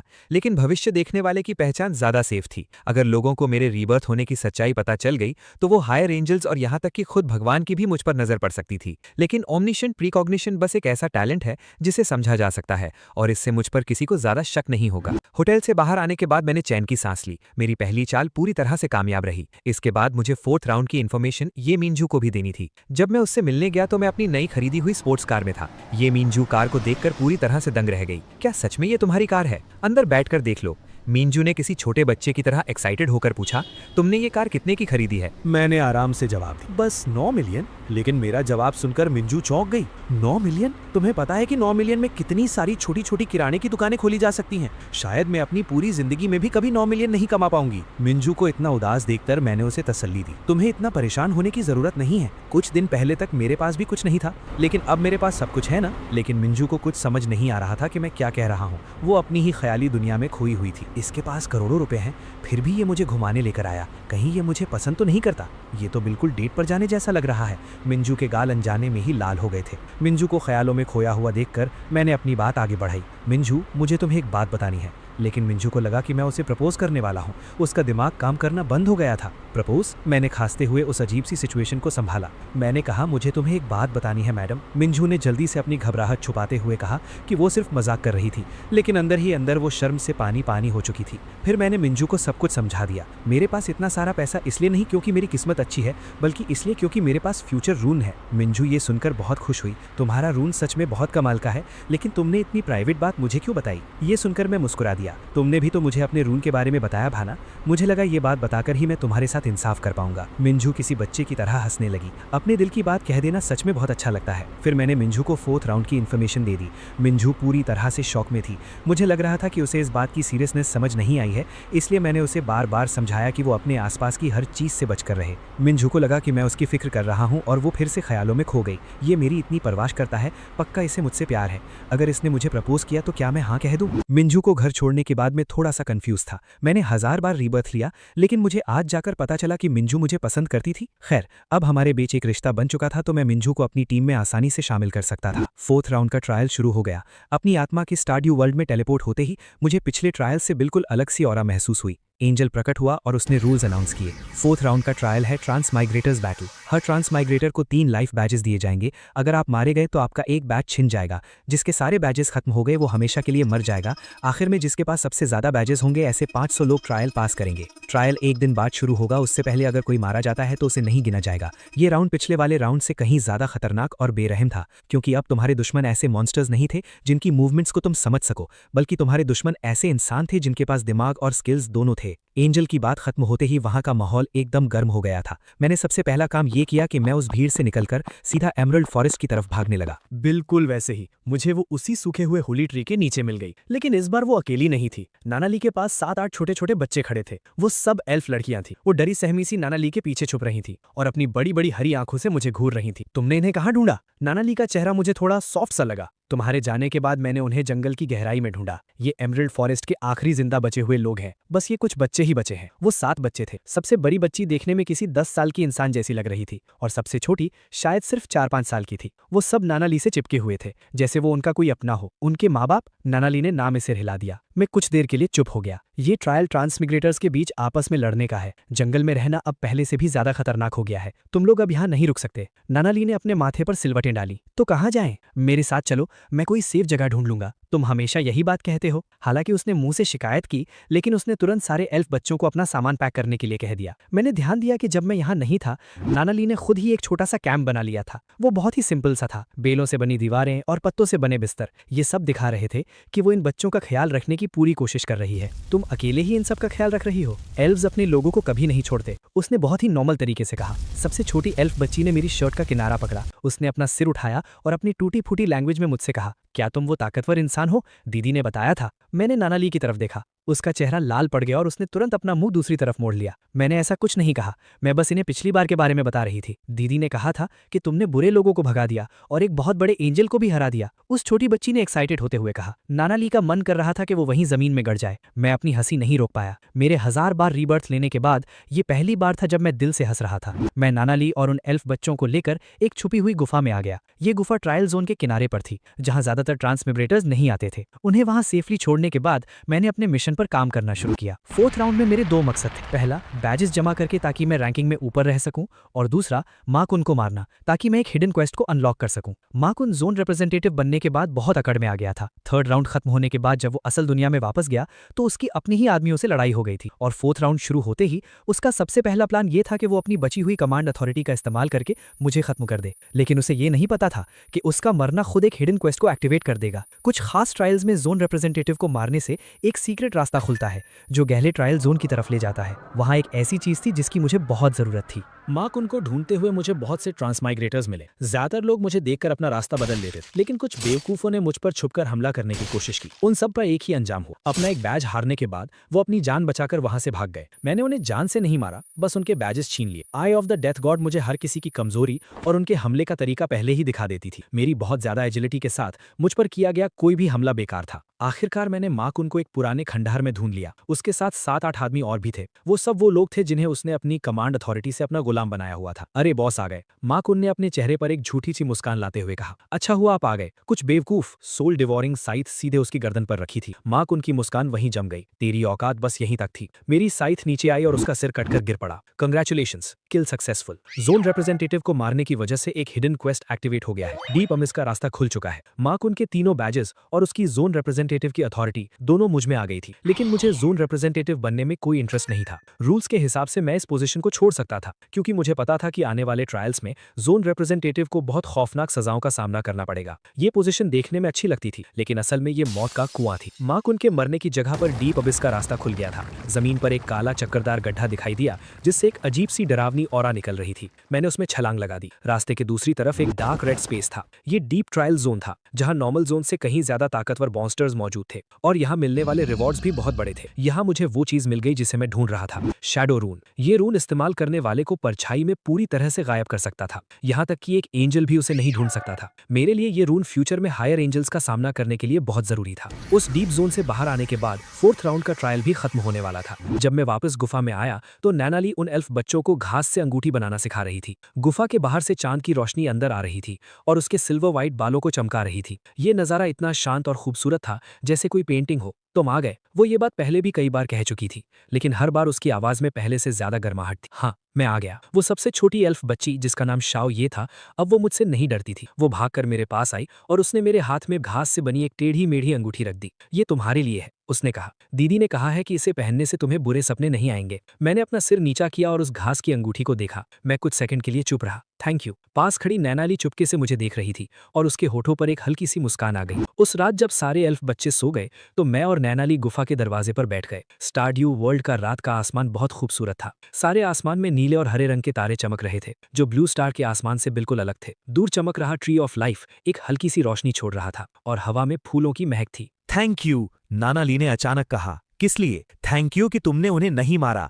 ज्यादातर ट्रांसमाइग्रेटर्स जब उन्हें एल्फ बच्चे मिलते हैं तो वो उन्हें रिवॉर्ड के लिए मार देते हैं या फिर उन्हें अपना गुलाम बना लेते हैं। तुम पहले इंसान हो जिसने मदद की। मैं कोई अच्छा इंसान नहीं हूं। मुझे पता है। उसने अपने घुटनों को गले लगाया और अपनी ठुड्डी उन पर टिका ली। मैंने तुम्हें बहुत से लोगों को मारते हुए देखा है, लेकिन तुम किसी बेगुनाह को नहीं मारते। मेरे लिए इतना ही काफी है। हम दोनों बहुत देर तक चुप रहे। तुम्हारे लोग अब आगे क्या करेंगे? मुझे नहीं पता। उसकी आवाज बहुत हल्की हो गई थी। एल्विन रेस का अब कोई फ्यूचर नहीं बचा है। होली ट्री सूख चुका है, हमारे घरों पर कब्जा हो गया है और सारे ताकतवर फाइटर्स मारे जा चुके हैं। बस ये कुछ बच्चे बचे हैं। तुम्हारा फ्यूचर अभी खत्म नहीं हुआ है। तुम्हें कैसे पता? क्या तुम्हारी प्रीकॉग्निशन एबिलिटी फिर से काम करने लगी है? ये कोई प्रीकॉग्निशन नहीं है, ये मेरा वादा है, मैंने उसकी आंखों में देखते हुए कहा। नानाली हैरान रह गई। उसकी हरी आंखों में तारों की चमक और मेरी परछाई दिखाई दे रही थी। जब ये सब खत्म हो जाएगा तो मैं एल्व्स के लिए एक नया घर ढूंढने में तुम्हारी मदद करूंगा। उसने कुछ कहने के लिए मुंह खोला, लेकिन फिर वो चुप हो गई। उसने अपना मुंह दूसरी तरफ घुमा लिया और तेजी से अपने हाथ के पीछे से अपने आंसू पोंछ लिए। एल्व्स कभी दूसरों के सामने नहीं रोते, मुझे पता है। तुम नहीं रोई, तुम नहीं रोई। फोर्थ राउंड का ट्रायल खत्म हो गया। अपनी आत्मा को वापस असली दुनिया में आते ही मैंने अपने कई अलग अलग प्लान्स पर काम करना शुरू कर दिया। फोर्थ राउंड की इन्फॉर्मेशन बिल्कुल सही निकलने की वजह से चिन मोहन ने मेरी ओमनिशेंट प्रिकॉग्निशन एबिलिटी पर पूरी तरह से भरोसा करना शुरू कर दिया था। उसने मुझे खुद कॉल किया और स्टार शील्ड ग्रुप की बिजनेस लाइन को पूरी तरह से बदलने की बात कही। तुम सही कह रहे थे। फोन के दूसरी तरफ चिन मोहन की भारी आवाज आई। पुराने टेक्नोलॉजी के रास्ते से अब कोई फायदा नहीं होगा। अब ट्रांसमाइग्रेटर्स की इकोनॉमी तेजी से बढ़ रही है। इक्विपमेंट्स, पोशंस, इंटेलिजेंस, अब सिर्फ यही चीजें बिकेंगी। सिर्फ इतना ही नहीं, मैंने सोफे पर लेटते हुए आराम से कहा, अगले 6 महीनों में सभी देशों की सरकारें ट्रांसमाइग्रेटर्स को कंट्रोल करने के लिए नए लॉज लेकर आएंगी। लेकिन लॉ कभी भी ताकत की रफ्तार को पीछे नहीं छोड़ सकता। उन लॉज के आने से पहले तुम्हें एक ऐसा बिजनेस एम्पायर खड़ा करना होगा जो पूरे ट्रांसमाइग्रेटर मार्केट को कवर कर ले। चिन मोहन कुछ देर के लिए चुप रहा। तुम्हें फ्यूचर में कितनी दूर तक का दिखाई देता है? काफी दूर तक का। कॉल कट करने के बाद लिन श्यासी मेरे लिए एक ग्लास गर्म दूध लेकर आई। भाई, आपका लेवल क्या है? हाल ही में ये लड़की अपनी कॉलेज क्लासमेट्स की बातों से परेशान थी। मैंने सुना था कि उसकी रूममेट का बॉयफ्रेंड लेवल 11 पर पहुंच गया था और उसने अपना क्लास चेंज भी कर लिया था और वो हर दिन कॉलेज में इसका दिखावा करता था। मैं तुम्हें अपना असली लेवल नहीं बता सकता, मैंने आराम से कहा। अगर किसी को पता चल गया कि मैं एक 30 लेवल ट्रांसमाइग्रेटर हूं तो लोग मुझे ब्लैकमेल करने के लिए लिन श्यासी को अपना टारगेट बना लेंगे। मेरे ऐसा कहने के बाद भी लिन श्यासी खुशी से झूम उठी। भाई, आप सच में बहुत ताकतवर हैं। मैं कल कॉलेज जाकर सबको बताऊंगी। बेवकूफ। उसने अपना मुंह चिढ़ाया और भागकर अपने कमरे में चली गई। मैंने अपना सिर हिलाया और वापस अपने काम में लग गया।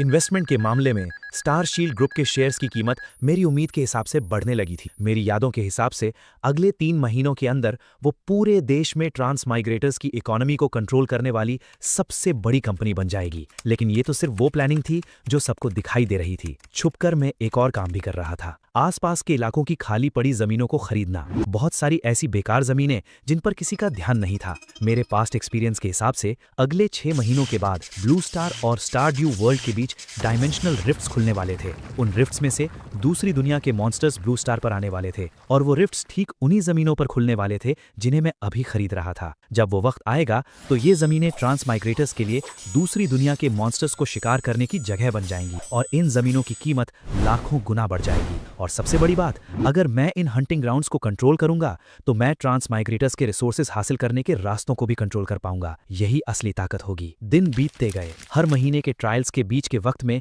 मेरी जिंदगी कई हिस्सों में बट गई थी। एक तरफ मैं असली दुनिया में अपनी प्लानिंग कर रहा था, किन मोहान के साथ काम कर रहा था, हंटिंग ग्राउंड्स खरीद रहा था और दुनिया के बिगड़ते हुए हालात को संभाल रहा था। दूसरी तरफ मैं अगले राउंड के ट्रायल की तैयारी कर रहा था, अपने वेपन्स और लेवल को अपग्रेड कर रहा था, नई स्किल्स खरीद रहा था और ये मेनजू के साथ मिलकर ट्रेनिंग कर रहा था। और एक और काम था, हर ट्रायल खत्म होने से पहले मैं उस गुफा में जाकर नानाली से मिलता था। जैसे जैसे ट्रायल्स के राउंड्स बढ़ रहे थे, मेरा स्टार ड्यू वर्ल्ड में रुकने का वक्त भी बढ़ता जा रहा था। नानाली का मेरी तरफ बर्ताव, जो शुरुआत में शक और रूखेपन से भरा था, वो भी धीरे धीरे एक ऐसे रिश्ते में बदल रहा था जिसे कोई नाम नहीं दिया जा सकता। अब वो ये नहीं कहती थी कि उसके पास जाने के लिए कोई जगह नहीं है, बल्कि वो ये पूछने लगी थी कि मैं अगली बार कब आऊंगा। एक बार मैं मॉन्स्टर्स को मारकर कुछ मटेरियल्स लाया था जिससे मैंने उस गुफा को ठीक करने में उसकी मदद की थी। तुम लोग हमेशा इस गुफा में नहीं रह सकते। एल्विन रेस के पूर्वज इससे भी बुरी जगहों पर रहे हैं, लेकिन तुम एक प्रिंसेस हो ना। वो नदी के किनारे बैठकर शाओये के गंदे कपड़े धो रही थी। उसके सिल्वर वाइट बाल पानी में गिरकर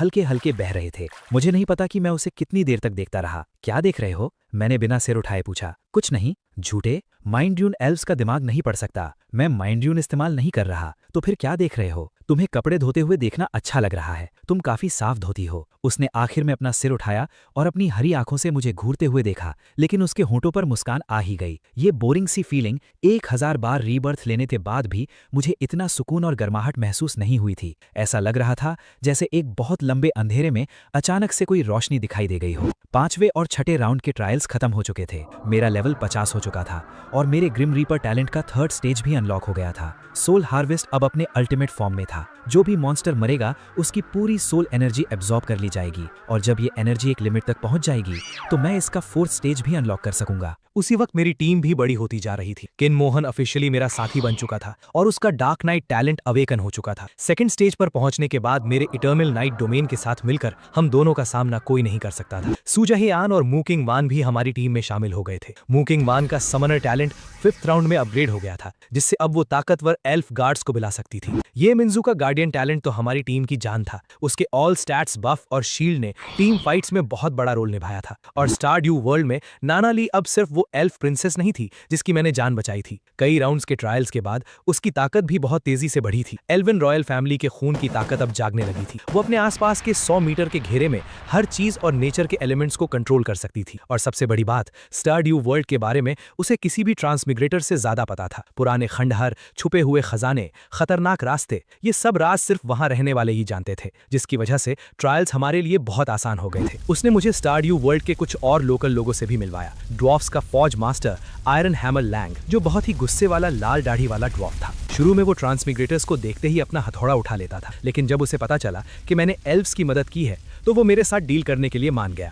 उसके बनाए हुए वेपन्स और आर्मर्स सिस्टम शॉप से कहीं ज्यादा अच्छे थे। बीस्टमैन का यंग फाइटर गेल बारू, जो सिल्वर वुल्फ ट्राइब का दूसरा बेटा था, ट्रांसमिग्रेटर्स के एक हमले में उसका एक हाथ कट गया था, लेकिन वो अभी भी पहले जितना ही खूंखार था। वो ट्रांसमिग्रेटर से नफरत करता था, लेकिन नाना ली की बहुत इज्जत करता था, क्योंकि 100 साल पहले एल्व्स ने सिल्वर वुल्फ ट्राइब की जान बचाई थी। और एक मिस्टीरियस हाफ एल्फ पोशन मेकर नाइटशेड, जिसका असली नाम किसी को नहीं पता था, वो ब्लैक मार्केट में बहुत रेयर पोशंस बेचता था। उसकी कीमतें आसमान छूती थी, लेकिन उसका असर भी उतना ही कमाल का था। स्टारड्यू वर्ल्ड के ये लोकल लोग धीरे धीरे इस दूसरी दुनिया में मेरे नेटवर्क का हिस्सा बन रहे थे। मुझे सेंटर में रखकर दोनों वर्ल्ड्स में फैली हुई एक नई ताकत खड़ी हो रही थी, लेकिन सब कुछ इतना आसान नहीं था। 7th राउंड के ट्रायल से ठीक पहले मुझे एक बहुत डरावनी खबर मिली। किन मोहन के इंटेलिजेंस नेटवर्क को पता चला था कि ब्लू स्टार पर एक मिस्टीरियस ऑर्गेनाइजेशन छुपकर काम कर रही है। इस ऑर्गेनाइजेशन के सभी मेंबर्स हाई लेवल ट्रांसमिग्रेटर्स थे और वो खुद को द चोजन कहते थे। उनका मानना था कि ट्रांसमिग्रेटर्स भगवान के चुने हुए लोग हैं और आम इंसानों को ट्रांसमिग्रेटर्स का गुलाम बनकर रहना चाहिए। उनकी इस सोच ने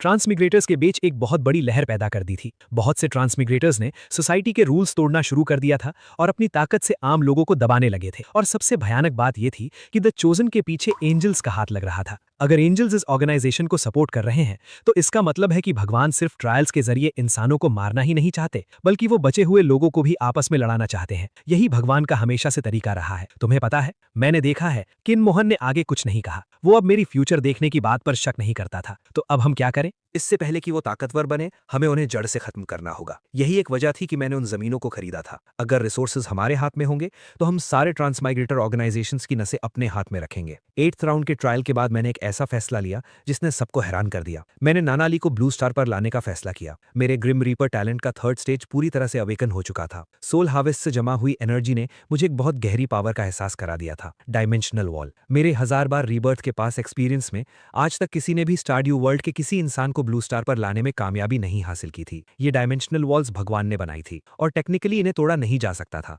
लेकिन ग्रिम रीपर असल में क्या था? मौत को कंट्रोल करना। और डायमेंशनल वॉल भी एक तरह की मौत ही थी। ये दो दुनियाओं के बीच के हर कनेक्शन का एंड था। अगर ग्रिम रीपर एंड को कंट्रोल कर सकता है तो मैं इस डायमेंशनल रास्ते को भी फाड़ सकता हूं। उस रात गुफा के बाहर खुले मैदान में मैंने अपनी सोल डिवावरिंग साइथ को हवा में उठाया। जमा हुई सारी सोल एनर्जी उस ब्लेड पर आ गई और वो एक नीली आग में बदल गई। नैना ली सबसे छोटी एल्फ बच्ची को गले लगाए हुए मेरे पास खड़ी थी। उस आग की चमक उसकी हरी आंखों में दिखाई दे रही थी। क्या तुम सच में ये करना चाहते हो? उसकी आवाज थोड़ी कांप रही। डायमेंशनल वॉल को तोड़ने से भगवान को पता चल जाएगा और वो आ जाएंगे। मैंने अपनी पूरी ताकत लगाकर अपनी साइड से हवा में एक जोरदार वार किया। ब्लेड ने किसी चीज को नहीं काटा, लेकिन हवा में काला सा चीरा पड़ गया। उस चीरे के दूसरी तरफ रोशनी से नहाया हुआ एक शहर दिखाई दे रहा था। वो ब्लू स्टार की रात का नजारा था। Grim reaper talent 4th stage awaken हो गया है। तुम्हें दोनों दुनियाओं के बीच रास्ता खोलने की पावर मिल गई है। वार्निंग, तुम्हारे इस एक्शन को हायर एंजल्स ने डिटेक्ट कर लिया है। मुझे कोई परवाह नहीं। चलो, मैंने अपना हाथ आगे बढ़ाया। नैनाली ने मेरे हाथ को देखा और फिर अपने पीछे खड़े एल्फ बच्चों को देखा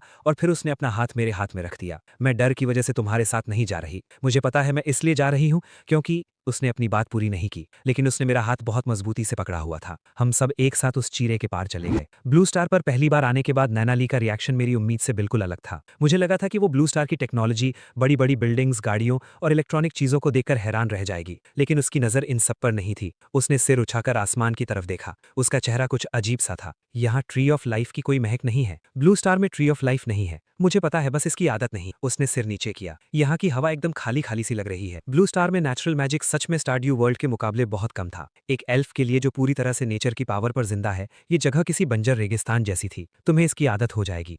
जब लिन शियोक्सी ने मुझे एक नुकीले कान वाली, सिल्वर व्हाइट बालों वाली खूबसूरत लड़की को घर लाते देखा तो उसका मुंह खुला का खुला रह गया। भैया, ये नैनाली है, स्टारड्यू वर्ल्ड की एक एल्फ। अब से ये हमारे साथ रहेगी। लिन शियोक्सी ने नानाली के 3 चक्कर लगाए और फिर उंगली से उसके कान के सिरे को छुआ। नानाली एक झटके में पीछे हट गई और उसके कान लाल हो गए। एल्फ के कान मत छुओ। सॉरी, तुम बहुत क्यूट हो। मैं क्यूट नहीं हूँ, बहुत क्यूट हो। भाई, तुम्हें इतनी प्यारी लड़की कहाँ से मिल गई? मैंने गहरी सांस ली। एक दूसरी दुनिया से। क्या तुम सच कह रहे हो? बिल्कुल सच। लिन शियोक्सी और नानाली की दोस्ती उम्मीद से कहीं ज्यादा अच्छी हो गई थी। शायद लिन शियोक्सी के फ्रेंडली नेचर की वजह से। असल में एल्फ्स की लंबी उम्र के हिसाब से नानाली 100 साल से ज्यादा की हो चुकी थी, लेकिन इंसानों के हिसाब से वो 18 साल की ही लग रही थी। एक हफ्ते से भी कम वक्त में लिन शियोक्सी ने उसे नाना सिस्टर बुलाना शुरू कर दिया था और नानाली भी धीरे धीरे ब्लू स्टार की जिंदगी में ढलने लगी थी। उसने माइक्रोवेव चलाना सीख लिया था। उसने अपनी जिंदगी में पहली बार इंस्टेंट नूडल्स खाए थे और फिर लगातार 3 दिन तक खाए थे। टीवी के बारे में उसका कहना था कि ब्लू स्टार के लोगों ने कहानियों को एक डब्बे में बंद कर दिया है। उसने अपनी नेचर पावर का इस्तेमाल करके बालकनी में सूखे हुए गमलों में फूल खिला दिए थे। इन छोटी छोटी चीजों ने इस ठंडे और आलीशान घर को आखिर में एक घर जैसा बना दिया था। एक रात मैं गेस्ट रूम में अपना काम कर रहा था। नानाली बालकनी से अंदर आई। तुम अभी तक नहीं सोए? कुछ काम खत्म करना है। तुम्हें हर दिन कोई ना कोई काम होता है। वो मेरे सामने बैठ गई और अपनी हरी आंखों से मुझे देखने लगी। स्टारड्यू वर्ल्ड में तुम एक फाइटर थे, यहाँ तुम एक बिजनेसमैन हो। तुम ये सब कब तक करोगे? जब तक सब कुछ खत्म नहीं हो जाता। सब कुछ कब खत्म होगा? जब मैं उन भगवानों को हरा दूंगा। वो कुछ देर के लिए चुप हो गई। तुमने कहा था कि तुम एल्फ्स के लिए एक नया घर ढूंढोगे। मैं भूला नहीं हूँ। मुझे पता है तुम नहीं भूले। मैं बस अपने हाथों को देखा। मैं बस ये कहना चाहती हूँ कि तुम्हें हर चीज का बोझ अकेले उठाने की जरूरत नहीं है। मैंने सिर उठाया। उसका चेहरा बहुत सीरियस था। उसमें वो पहले जैसी जिद या रूखापन नहीं था, बल्कि वो मुझे बहुत प्यार से देख रही थी। एल्फ्स में कहावत है, सबसे मजबूत पत्थर को भी पानी की नरमी की जरूरत होती है। तुम्हें अकेले हर चीज का सामना करने की जरूरत नहीं है। मैं बहुत देर तक चुप रहा। 1000 बार रीबर्थ, 1000 बार अकेले लड़ना। मुझे हर चीज का बोझ अकेले उठाने की आदत हो चुकी थी, लेकिन इस वक्त उसकी हरी आंखों को देखकर मुझे अचानक लगा कि शायद इस बार मुझे अकेले लड़ने की जरूरत नहीं है। ठीक है, मैंने सिर्फ इतना कहा, लेकिन नानाली मुस्कुरा दी। वो एक सच्ची और दिल से निकली मुस्कान थी, जो स्टारड्यू वर्ल्ड के तारों से भरे आसमान से भी ज्यादा खूबसूरत थी। पर ये खुशियां ज्यादा दिन नहीं टिकी। 9th राउंड के ट्रायल से पहले मुझे कई तरफ से वार्निंग्स मिलने लगी थी। हायर एंजल्स ने दखल देना शुरू कर दिया था। इससे पहले के ट्रायल्स में सिर्फ लो लेवल गाइड एंजल्स और पनिशमेंट एनवॉयज आते थे, लेकिन 9th राउंड से ट्रायल के मैनेजर्स जजमेंट एंजल्स होंगे, जो थ्रोन एंजल्स के बाद दूसरे सबसे हाई लेवल के एंजल्स होते हैं। जजमेंट एंजल्स की ताकत पनिशमेंट एनवॉयज के मुकाबले कहीं ज्यादा खतरनाक थी। मेरे पास्ट एक्सपीरियंस के हिसाब से जब पहली बार जजमेंट एंजल आया था तो उसने 10,000 से ज्यादा ट्रांसमाइग्रेटर्स को मार डाला था। यहाँ तक कि 70 लेवल से ज्यादा के टॉप ट्रांसमाइग्रेटर्स की टीम्स भी उनके सामने मुश्किल से टिक पाती थी। और सबसे बड़ी बात, मैंने जो डायमेंशनल रास्ता तोड़ा था उसे हायर एंजल्स ने डिटेक्ट कर लिया था। वो मुझ पर नजर रखे हुए थे। आजकल घर से निकलते वक्त ध्यान रखना, मैं अपना ख्याल रख सकती हूँ। मुझे तुम्हारी काबिलियत पर कोई शक नहीं है। मैं बस ये कह रहा हूँ कि मुझे पता है। उसने मेरी बात काटते हुए कहा, तुम मेरी फिक्र कर रहे हो। मैंने इस बात से इनकार नहीं किया। और तुम्हारी फिक्र कौन करेगा, झूठे कहीं के। 9th राउंड का ट्रायल अपने टाइम पर शुरू हो गया। इस बार जैसे ही मैं स्टारड्यू वर्ल्ड में टेलीपोर्ट हुआ, मुझे हवा में एक अजीब सा दबाव महसूस हुआ। हवा में एक सुनहरी सी चमक थी, जो जजमेंट एंजल के जजमेंट डोमेन के आने का इशारा थी। इस बार का ट्रायल बिल्कुल नया था। ट्रांसमाइग्रेटर्स को एक बहुत बड़ी भूल भुलैया में 24 घंटे तक जिंदा रहना था। इसके साथ ही उन्हें लगातार आने वाले हाई लेवल मॉन्स्टर्स और दूसरे ट्रांसमाइग्रेटर्स के हमलों से भी बचना था। जजमेंट एंजल उस मेज में कहीं भी आ सकता था और जिसे वो पापी मानता उसे सजा दे सकता था। और मैंने एक गाइड एंजल को मारा था, एक पनिशमेंट एनवॉय को हराया था और डायमेंशनल वॉल को तोड़ा था। इसमें कोई शक नहीं था कि मैं उसका प्राइम टारगेट था। उस मेज के अंदर जाकर मैंने एक सेफ जगह ढूंढी जहां नानाली और एल्फ बच्चे छुप सके। आयन हैमर लैंग भी वहीं था। उसे पिछले ट्रायल में अपना ड्वार्फ्स का इलाका छोड़ना पड़ा था और वो अपने आखिरी कुछ शागिर्दों के साथ यहाँ आ गया था। ओ लड़के, उस बूढ़े ड्वार्फ ने अपना हथौड़ा घुमाते हुए कहा। तूने बहुत बड़ी मुसीबत मोल ले ली है। जजमेंट एंजल्स उन पहले वाले गुंडों जैसे नहीं है। मुझे पता है फिर भी मरने आ गया, क्योंकि अगर मैं अभी नहीं लड़ा तो अगली बार जो आएगा वो जजमेंट एंजल नहीं बल्कि थ्रोन एंजल होगा, जो इससे भी भयानक होगा। जब तक मेरे पास चांस है मैं इसे खत्म करूंगा। मैंने उस मेज में अपना जाल बिछाना शुरू किया। ट्रैकिंग और स्काउटिंग स्किल्स की मदद से मैंने जजमेंट एंजल के आने के रास्ते का अंदाजा लगा लिया। फिर मैंने उसके रास्ते में एक ट्रैप लगा दिया। ये कोई फिजिकल ट्रैप नहीं था बल्कि एक इन्फॉर्मेशन ट्रैप था। मैंने जानबूझकर कई जगहों पर अपनी ऑरा के निशान छोड़ दिए ताकि जजमेंट एंजल उस तरफ आए जहां मैं उसे बुलाना चाहता था। मेज के सबसे गहरे हिस्से में एक पुरानी सील से बंद जगह थी। ये वो जगह थी जहां पुराने वक्त में स्टारड्यू वर्ल्ड के मॉन्स्टर्स को कैद किया जाता था। हालांकि वो सील अब कमजोर हो चुकी थी, लेकिन उसकी बची हुई पावर भी एक एंजल की होली ऑरा को कमजोर कर सकती थी। सब कुछ सेट करने के बाद मैं अकेला उस जगह के अंदर चला गया। जजमेंट एंजल बिल्कुल मेरे प्लान के हिसाब से वहीं आया। वो पनिशमेंट एनवॉय से बहुत ज्यादा बड़ा और खतरनाक था। उसका पूरा शरीर सुनहरे आर्मर से ढका हुआ था। उसके 6 पंख फैले हुए थे और उसके हाथ में एक चमकती हुई स्वॉर्ड ऑफ जजमेंट थी। पापी, तुमने गाइड एंजल को मारा है, पनिशमेंट एनवॉय को हराया है और डायमेंशनल वॉल को तोड़ा है। भगवान के कानून के हिसाब से तुम्हें हमेशा के लिए मिटा दिया जाएगा। मैंने अपनी सोल डिवॉरिंग सिकल को कसकर पकड़ा। आजा, देखते हैं। लड़ाई पल भर में शुरू हो गई। जजमेंट एंजल की स्पीड पनिशमेंट एनवॉय से कहीं ज्यादा थी। मेरी पलक झपकने से पहले ही उसकी स्वॉर्ड ऑफ जजमेंट मेरे चेहरे के पास आ गई। मेरी एजिलिटी अपने मैक्सिमम लेवल पर थी, लेकिन फिर भी मैं मुश्किल से ही बच पाया। तलवार का ब्लेड मेरे चेहरे को छूकर निकल गया और वहां खून का एक निशान बन गया। अगर मैं सीधे उससे लड़ता तो गॉड स्लेयर और rebel of gods law titles होने के बाद भी मैं उसे नहीं हरा सकता था। लेकिन मैं कभी कोई ऐसी लड़ाई नहीं लड़ता जिसमें मेरी जीत पक्की ना हो। Night of death, eternal night domain फैल गया। अंधेरे ने सारी रोशनी को निगल लिया, यहां तक कि स्वॉर्ड ऑफ जजमेंट की रोशनी को भी। लेकिन जजमेंट एंजल जोर से गुर्राया और उसके जजमेंट डोमेन ने जवाब में हमला किया। सुनहरी रोशनी अंधेरे को हटाने की कोशिश कर रही थी। दोनों डोमेन्स के बीच एक भयानक टक्कर हुई। ठीक उसी वक्त उस जगह की वो पुरानी सील एक्टिवेट हो गई। पुराने जमाने की वो पावर जजमेंट एंजल की होली ऑरा को ऐसे काटने लगी जैसे तेजाब किसी लोहे को काटता है। ये क्या है? पहली बार जजमेंट एंजल की आवाज में घबराहट सुनाई दी। ये वो जगह है जहां स्टारड्यू वर्ल्ड के पुराने मॉन्स्टर्स को कैद किया गया था। इसकी सील कमजोर हो गई है, लेकिन होली क्रीचर्स पर ये अब भी असर करती है। तुम्हें क्या लगा मैंने ये जगह ऐसे ही चुन ली थी? जजमेंट एंजल की पावर कम से कम 30% तक घट गई थी, लेकिन फिर भी वो बहुत खतरनाक था। उसकी स्वॉर्ड ऑफ जजमेंट के हर एक वार में दुनिया को तबाह करने की ताकत थी। मैं अपनी जान बचाते हुए भाग रहा था और मेरे शरीर पर घाव बढ़ते जा रहे थे। एक बार जब मैं बचने में नाकाम रहा तो उसकी तलवार मेरे बाएं कंधे के पार निकल गई। उस भयानक दर्द से मेरी आंखों के आगे अंधेरा छा गया, लेकिन मैं पीछे नहीं हटा। Death god mark, damage 120% up, soul harvest, overload. मैंने सारी सोल एनर्जी को सोल डिवोरिंग साइथ में भर दिया और अपने फ्यूचर लेवल को दांव पर लगाते हुए मैंने अपना अल्टीमेट अटैक किया। मेरी साइथ नीचे गिरी और जजमेंट एंजल के दोनों पंख कट गए। वो दर्द से चीखने लगा। उसकी स्वॉर्ड ऑफ जजमेंट हवा में पागलों की तरह घूमने लगी और सुनहरी रोशनी ने पूरे एरिया को रोशन कर दिया। लेकिन उस पुरानी सील और मेरे इटर्नल नाइट डोमेन के प्रेशर में उसके अटैक्स कमजोर पड़ते गए और आखिरकार मेरी साइथ उसके सीने के पार हो गई। कांग्रेचुलेशंस, आपने जजमेंट एंजल को हरा दिया है। आपका लेवल 5 बढ़ गया है। आपको बहुत सारे गोल्ड कॉइन्स और रेयर मटेरियल्स मिले हैं। आपको एनिमी ऑफ गॉड का टाइटल मिलता है, जिससे आपके सारे स्टैट्स परमानेंटली 20% बढ़ गए हैं। आपको जजमेंट एंजल स्कोर मिलता है। मैं जमीन पर घुटनों के बल गिर गया और जोर जोर से सांसें लेने लगा। मेरे शरीर का एक एक हिस्सा जख्मी था, लेकिन मैं जीत गया था। नैनाली सबसे पहले मेरे पास आई। मुझे खून से लथपथ देखकर उसकी हरी आंखें आंसुओं से भर गईं। तुम रोना मत, मैं ठीक हूं। मैं रो नहीं रही, उसने ये कहते हुए अपनी नेचर पावर से मेरे घाव भरने शुरू कर दिए। उसके हाथ बहुत कांप रहे थे। एल्व्स कभी दूसरों के सामने नहीं रोते। तुम रो नहीं रही, इसलिए मेरी तरफ मत देखो। मैं नहीं देख रही, लेकिन फिर भी उसने मुझे छुप के देखा। उसके गोरे गालों से आंसू बहते हुए मेरे घावों पर गिर रहे थे। कहते हैं कि एल्व्स के आंसुओं में रूह के घाव भरने की ताकत होती है। पता नहीं ये मेरा वहम था या सच, लेकिन मुझे अब उतना दर्द नहीं हो रहा था। 10th राउंड का ट्रायल, ये 1000 बार रीबर्थ लेने के बाद का सबसे जरूरी राउंड था। मेरे पास्ट एक्सपीरियंस के हिसाब से इस राउंड के बाद हायर एंजल्स ब्लू स्टार पर ग्रेट क्लेंजिंग शुरू कर देंगे। वो सीधा थ्रोन एंजल्स को ब्लू स्टार पर भेजेंगे ताकि वो उन सभी ट्रांसमाइग्रेटर्स को मार सकें जिन्हें पावर मिली है। अगर मैंने इस राउंड में पूरी तैयारी नहीं की तो ब्लू स्टार सच में तबाह हो जाएगा। मैंने सारी प्लानिंग पूरी कर ली थी। किन मोहन का स्टार शील्ड ग्रुप अब देश की सबसे बड़ी ट्रांसमाइग्रेटर इकोनॉमी बन चुका था। उसने सीक्रेट तरीके से एलीट ट्रांसमाइग्रेटर्स की एक आर्मी भी बना ली थी। सुजेन और और मू किंग वॉन इंटेलिजेंस नेटवर्क संभाल रहे थे। ये मिनजू का गार्डियन टैलेंट 3rd स्टेज पर पहुंच गया था और वो पूरी टीम को बफ्स और शील्ड्स दे सकती थी। आयरन हैमर लैंग ने स्टारड्यू वर्ल्ड के रेयर मेटल्स और जजमेंट एंजल कोर को मिलाकर मेरे लिए एक नया डार्क गोल्ड आर्मर बनाया था।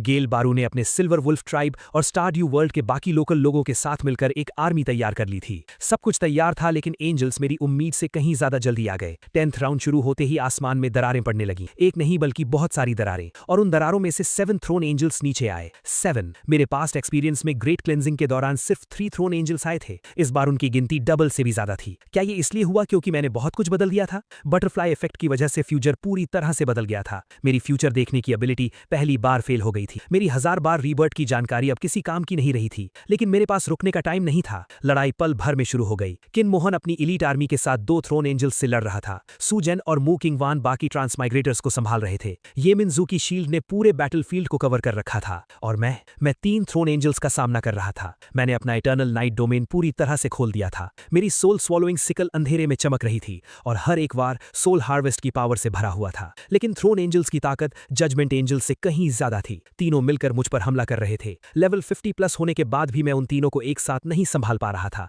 मेरे शरीर पर अनगिनत घाव हो चुके थे। उन तीनों के डोमेन्स के सामने मेरा इटर्नल नाइट डोमेन टूटने लगा था। ठीक उसी वक्त बैटलफील्ड के किनारे से एक हरी रोशनी आई। जमीन से बहुत सारी बेलें निकली और उन्होंने एक थ्रोन एंजल के पंखों को जकड़ लिया। नानाली, तुम क्या कर रही हो? यहां से भागो! लेकिन वो पीछे नहीं हटी। उसकी एल्विन रॉयल ब्लड लाइन की ताकत पूरी तरह से जाग चुकी थी। उसके सिल्वर व्हाइट बाल नेचर पावर के प्रेशर में हरे हो गए थे। उसका पूरा शरीर चमक रहा था। वो अपनी लाइफ फोर्स चला रही थी। एल्व्स का गुरूर मुझे अपने साथियों को लड़ते हुए छोड़कर भागने नहीं देगा। उसकी नेचर पावर ने उस थ्रोन एंजल को पूरे 5 सेकंड तक रोके रखा। 5 सेकंड काफी थे मुझे बाकी 2 एंजल्स को मारने के लिए, लेकिन इसकी कीमत ये थी कि तीसरे थ्रोन एंजल ने आजाद होने के बाद अपनी जजमेंट लाइट से उसके शरीर के पार वार किया। वक्त जैसे वहीं रुक गया। मैंने उसके शरीर को धीरे धीरे जमीन पर गिरते हुए देखा। उसके हरे बाल फिर से सिल्वर व्हाइट हो गए थे। उसकी हरी आंखें मुझे देख रही थीं और उसके होंठ थोड़े से हिले। मैं भागकर उसके पास गया और उसे अपनी बाहों में ले लिया। नानाली मुस्कुराई, बहुत कमजोर लेकिन बहुत प्यारी सी मुस्कान। मुझसे वादा करो लिन्यू,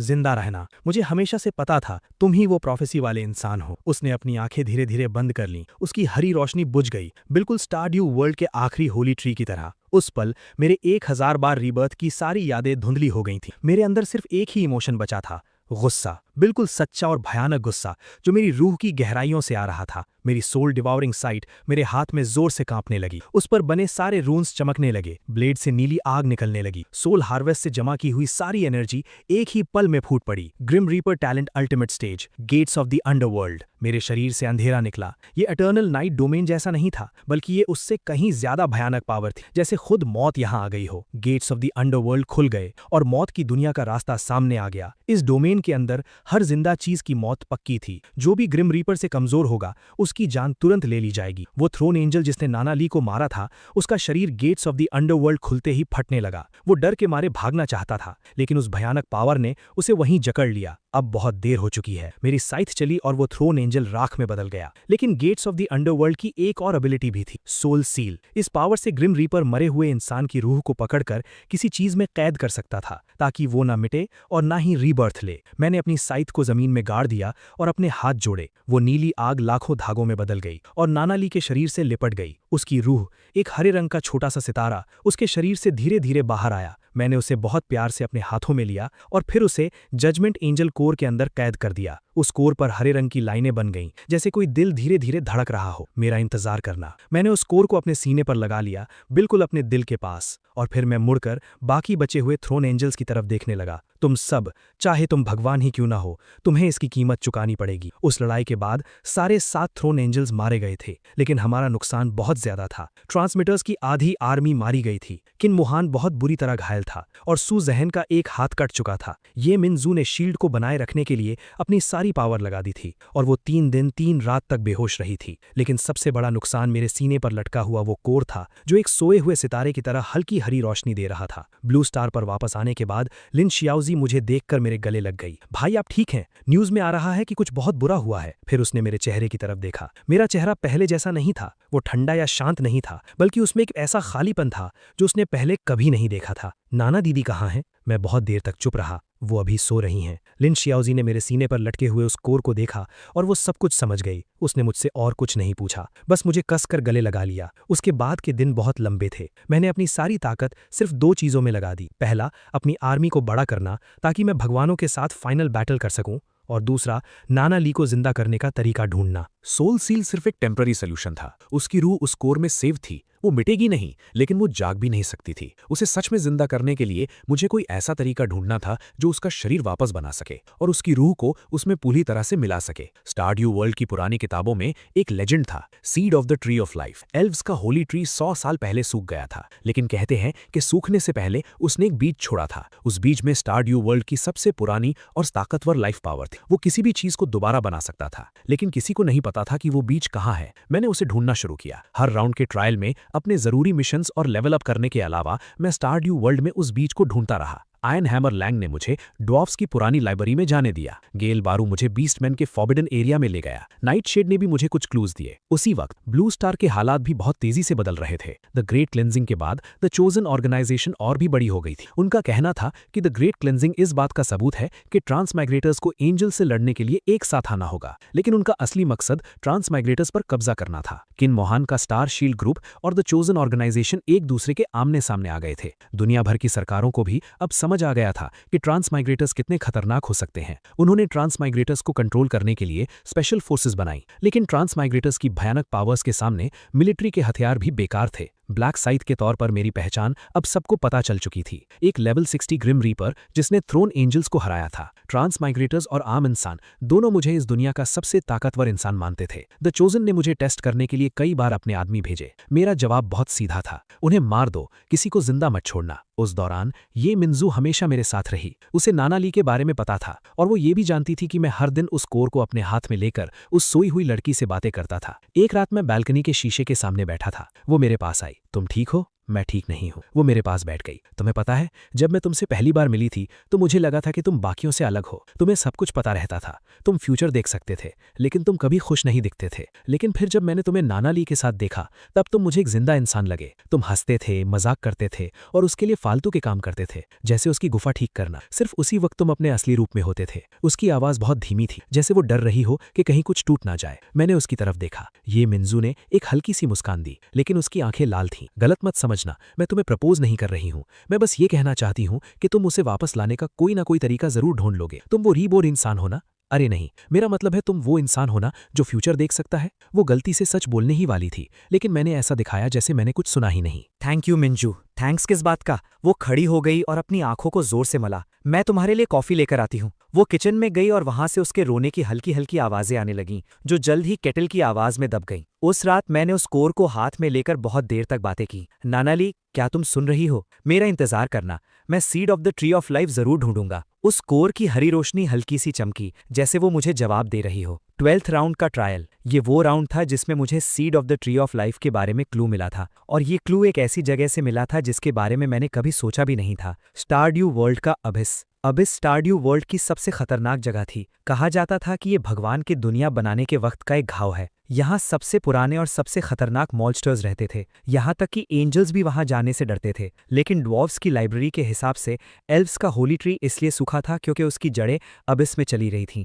और उस होली ट्री का आखिरी बीज अबिस की सबसे गहराई में छिपा हुआ था। मैं अबिस में गया। वहाँ कोई रोशनी नहीं थी, लेकिन इटर्नल नाइट डोमेन वाले ग्रिम रीपर के लिए अंधेरा ही उसका असली घर था। अबिस के मॉन्स्टर्स किसी भी नॉर्मल ट्रायल मॉन्स्टर्स से ज्यादा खौफनाक थे। Giant shadow worms, abyss golems, void rivers, हर एक मॉन्स्टर आर्म ट्रांसमिग्रेटर्स की पूरी टीम को खत्म करने के लिए काफी था। लेकिन अब मेरा लेवल 70 से भी ज्यादा हो चुका था। सोल डिवॉरिंग साइथ अपने रास्ते में आने वाली हर चीज को काट रही थी। सोल हार्वेस्ट से मुझे लगातार एनर्जी मिल रही थी, जिससे मैं लड़ते लड़ते और भी मजबूत हो रहा था। अब इसकी सबसे गहराई में आखिरकार मुझे वो मिल गया, एक सेब की साइज का बीज जिससे हल्की हल्की हरी रोशनी निकल रही थी और जो एक ट्रांसपेरेंट क्रिस्टल के अंदर बंद था। Seed of the Holi tree. मैंने उसे बहुत प्यार से अपनी इन्वेंट्री में रख लिया। जमीन पर वापस आने के बाद मैंने देखा कि जिन एल्फ बच्चों का नाना ली ख्याल रखती थी वो अब काफी बड़े हो चुके थे। शाओ ये को अब सिर्फ ये कहा जाना चाहिए था, वो अब खुद अपनी नेचर पावर इस्तेमाल कर सकती थी। अंकल, क्या आपको वो मिल गया? हाँ, मिल गया।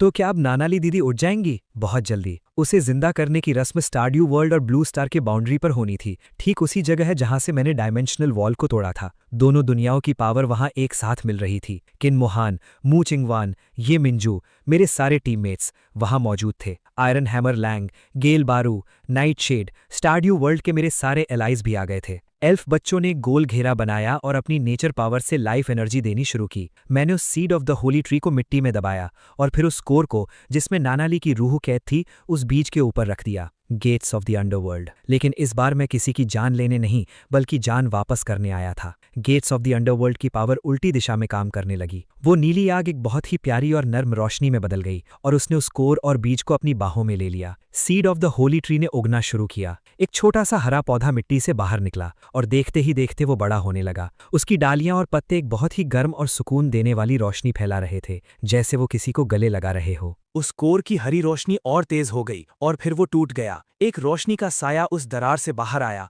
और धीरे धीरे एक शरीर में बदलने लगा। सिल्वर वाइट बाल, नुकीले कान और इतनी गोरी स्किन जो लगभग ट्रांसपेरेंट लग रही थी। नैना ली, उसकी पलकें हल्की सी हिली और फिर उसकी हरी आंखें खुल गईं। उसने चारों तरफ देखा, फिर खुद को देखा और आखिरकार मेरी तरफ देखा। मैं कितनी देर तक सोती रही? बहुत लंबे वक्त तक। तुम थोड़ी बूढ़ी लग रही हो। बकवास। वो मुस्कुरा दी, वही जिद्दी और प्यारी सी मुस्कान जिसे मैं इतनी अच्छी तरह जानता था। एल्व्स कभी दूसरों के सामने नहीं रोते, उसने कहा, और फिर उसकी आंखों से आंसू बहने लगे। हे दोस्तों, इस वीडियो को देखने के लिए आपका बहुत बहुत शुक्रिया। प्लीज इस वीडियो को लाइक और शेयर जरूर करें। अगर आप चाहते हैं कि हम इस कहानी को जारी रखें तो प्लीज इस वीडियो को अपना पूरा सपोर्ट दें और ऐसी ही नई नई स्टोरीज के लिए चैनल को अभी सब्सक्राइब कर लें। मिलते हैं अगले वीडियो में।